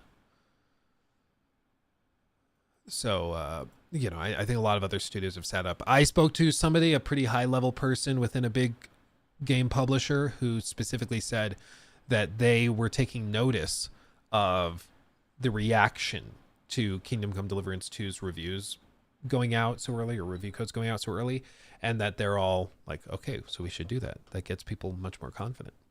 How essential is completing KCD 1 for KCD 2? I mean, story-wise, it's very important. You'll have no idea what's going on if you... Like, they sort of recap it, but you'll be much better off if you either play the game or if you watch a big story recap. Wolfheart FPS did a fantastic story recap of the first game. Watch that. Just look up Wolfheart FPS Kingdom Come Deliverance recap. Do that. Let's see. Yeah, I heavily recommend watching a story recap if you are interested. Don't need to play the whole first game, but definitely watch a story recap. Did they inform you that any major bugs you run into would be fixed by day one patches? I didn't really run into any major bugs, frankly, like at all. You'll watch my review and I outlined the couple that I did run into. Like one time I hopped off a horse and like got kind of stuck next to a fence, and then I clipped out of it and then I was fine. That happened like once. And then there was an instance where like a rock would be rendered on top of everything else. So you'd like see it through walls and stuff, but then it would go away. And then there was another more complicated one I talk about in the review where there was like an issue with sound, throwing rocks to trigger sound with guards, but you had to be standing on their same floor. So even though I was on an upper floor, throwing the rock down a stairwell to alert the guard and move him away from the stairs so I could sneak around the stairway. Because I was on the upper floor throwing down, I was on a different floor, and so it didn't register the rock sound for the guard's AI. That's probably something they can fix. But they did send us a list of things that were fixed in the day one patch, and 99% of the stuff I was like, I didn't see any of that. So I think it's just really polished. Do you think the combat was dumbed down in KCD 2? No. It's maybe streamlined, but people hear streamlined and they think dumbed down. It's not dumbed down, it's just refined. Like when you are in combat, Henry does what you want him to do. Whereas in the first game, half the time you'd be like, I didn't mean to do that. But with this, it's just way tighter. Like it just works way better. Yeah. It's better now, basically. Yeah. It's just every aspect of the first game has been improved. Like every single aspect. Shenanigans, thank you for the 5. I mean, I would guess you would know. I wouldn't know, but I mean, you get to choose the buttons you press. So if you really care, I guess you could figure it out. I didn't see that quest line that I'm assuming you're talking about, but if you really are interested, I guess you can look it up. Good for you, man. I mean, props. Thank you for the 5.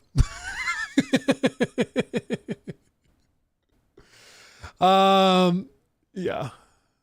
It must have been difficult if you just had 1 week to review a game that's longer than 60 hours. No, I had a month with KCD 2. No, I had a month. I think one of the more... we had 2 weeks with Starfield. I'm trying to think of some reviews we've done that have been like really tight turnarounds.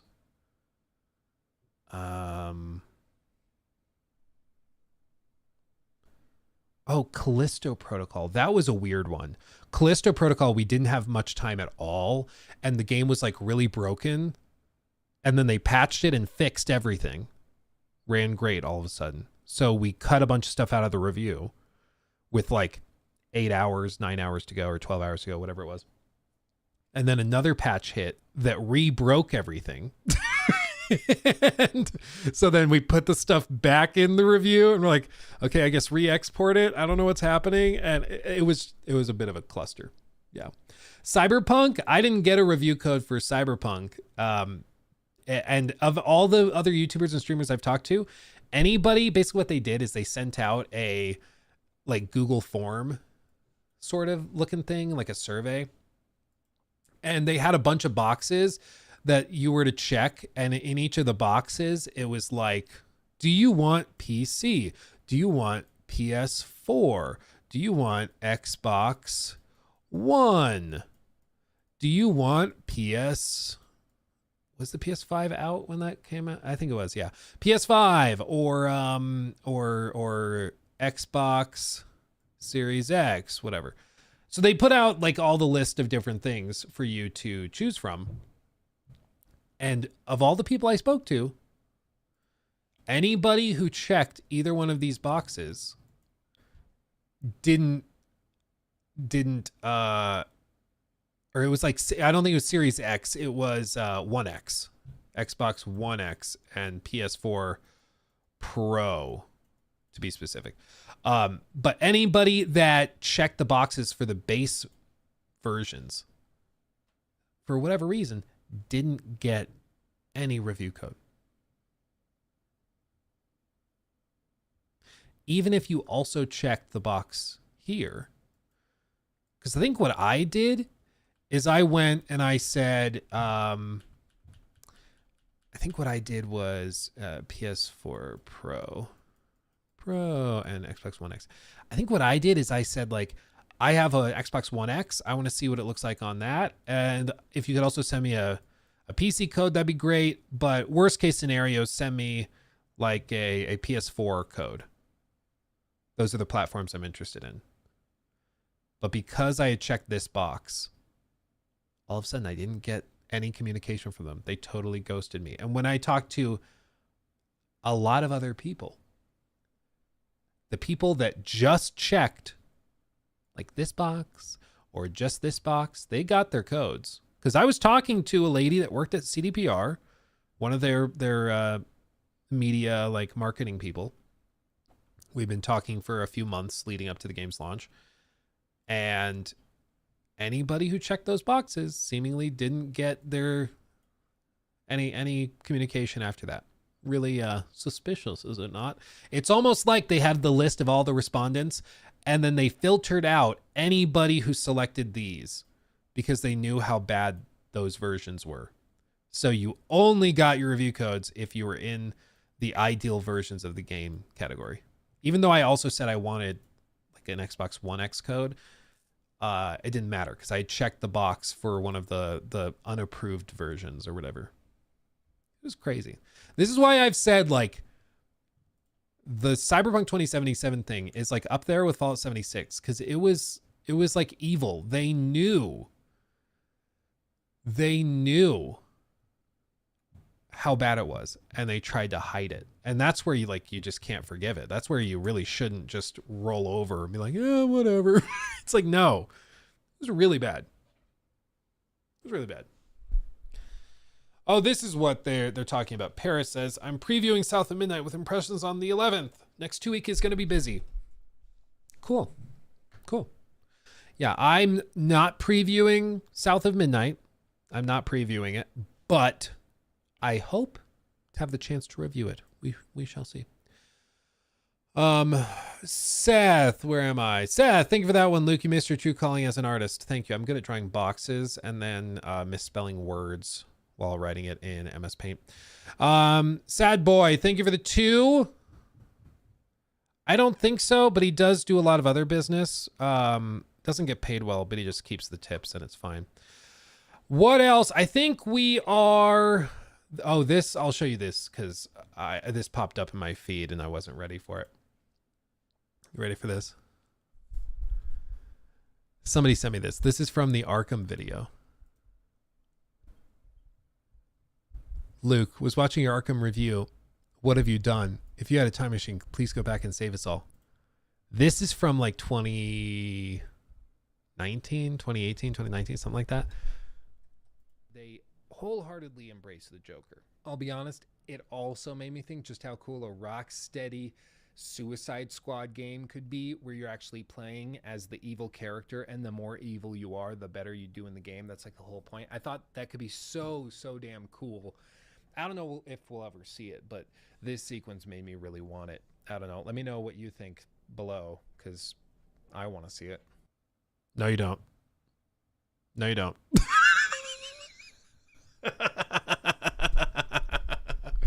Back like 2018, 2019 or something, I was saying how cool it would be to have a Suicide Squad game. And my idea for it was that you have a whole cast of characters and you can select which member of the Suicide Squad you want to play as.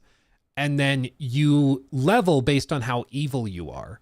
So you like, basically there's like crimes you can commit, whether it's robbing shops or whatever, but also you can go and complete like heists, or you could go and, you know, just cause general ruckus, almost like Just Cause 2 with the chaos system. If you remember that, you could do something like that where it's all about being evil, and the more evil you are, the better you level up and the more power you gain. That's not what they did. That's not what they did. But yeah, apparently I manifested this and I caused all of it, and I'm very sorry. Funnily enough, behind me, you see there, this is the old studio in my college house. My bedroom was basically where I'm looking. There's a wall, and then my room is right there. And then this room, I paid extra. I think my roommates were paying like $500 a month. I paid like $650 or something to get this extra small room where I put my little studio. And I also had this whole enclosure back here for my bearded dragon, Khaleesi. And Khaleesi died, unfortunately, right before I was going to put all of these critiques together into the Ultimate Arkham series critique, which is kind of crazy to see that, like, her enclosure is in the background of all the videos, but I do like a little call out at the beginning of it and dedicate it to her. It's funny. Why did you look older back then? I don't know. It was a good bit scrawnier too. Good bit scrawnier. I don't know how much scrawnier, how skinny I was, but definitely scrawnier. It's funny seeing it again. I had all these freaking tiles. They're really thin, crappy foam, and they would fall off the walls all the time. They were just on with little like sticky things, like double-sided sticky stuff, and so I had to put it on there. It's funny. Lighting's a lot better now. Yeah, I mean, I've got a lot more space, and I like back then I was still figuring everything out. I had these massive soft boxes, and I had the big light in the background. So I was trying, like, I've got the catch light on the hair and stuff like that. So I was doing okay. It's fine. If you go back and you see a video you made like years ago and you don't cringe, you're probably not progressing as a creator of things. Like, I always tell people, you should look back at everything you did, like even 6 months ago, and you should be like, oh. You know, I look back at some videos from like a year and a half ago and I'm like, oh man, that's not what I like. I don't like that. I would have done this differently. I would have done that differently, but what are you going to do?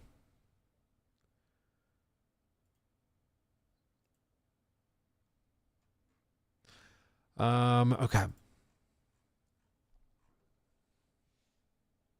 Games Hub gave Quesadilla 2 a 5 out of 10. I've never heard of Games Hub. And if they considered the game a 5 out of 10, I'm guessing there's a reason I've never heard of them. Rewatch your 8-hour Starfield video. Dude, I had to review every single piece of that. We sent it back for notes to Jacob, and then I rewatched that, and we double checked it. And so there was a lot of, yeah, I've watched a lot of that. I've probably watched that video more than anybody else, except for Jacob. Jacob, who had to cut it together, I think probably has had to engage with that more than anyone else, which is, I mean, he's a real trooper. Real trooper. Okay, what else do we have? Did I try Eternal Strands? Not yet. I have the demo. I keep meaning to do it, but I've been crunching to try and get this KCD2 video done and ready. Okay.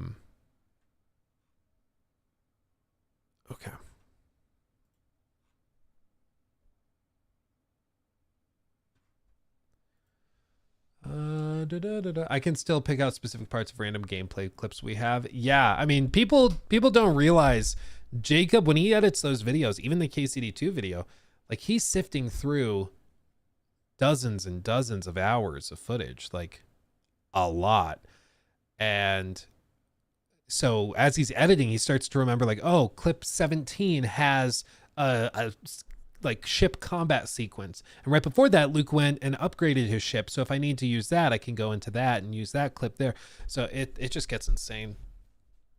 Did I play KCD2 with the controller, mouse, and keyboard? What's best for it? I played it with both technically because I played a lot of it on my ROG Ally, which is controller, and then I played a lot of it on PC with mouse and keyboard.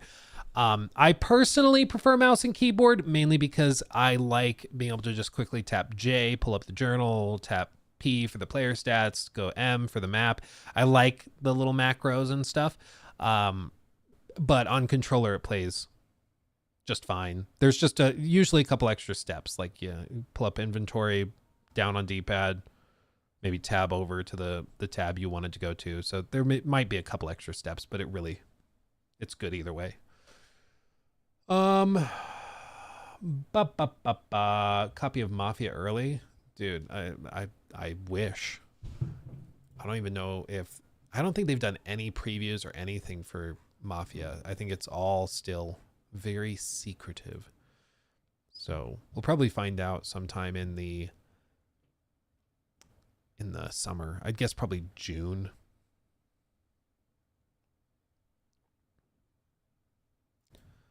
Okay.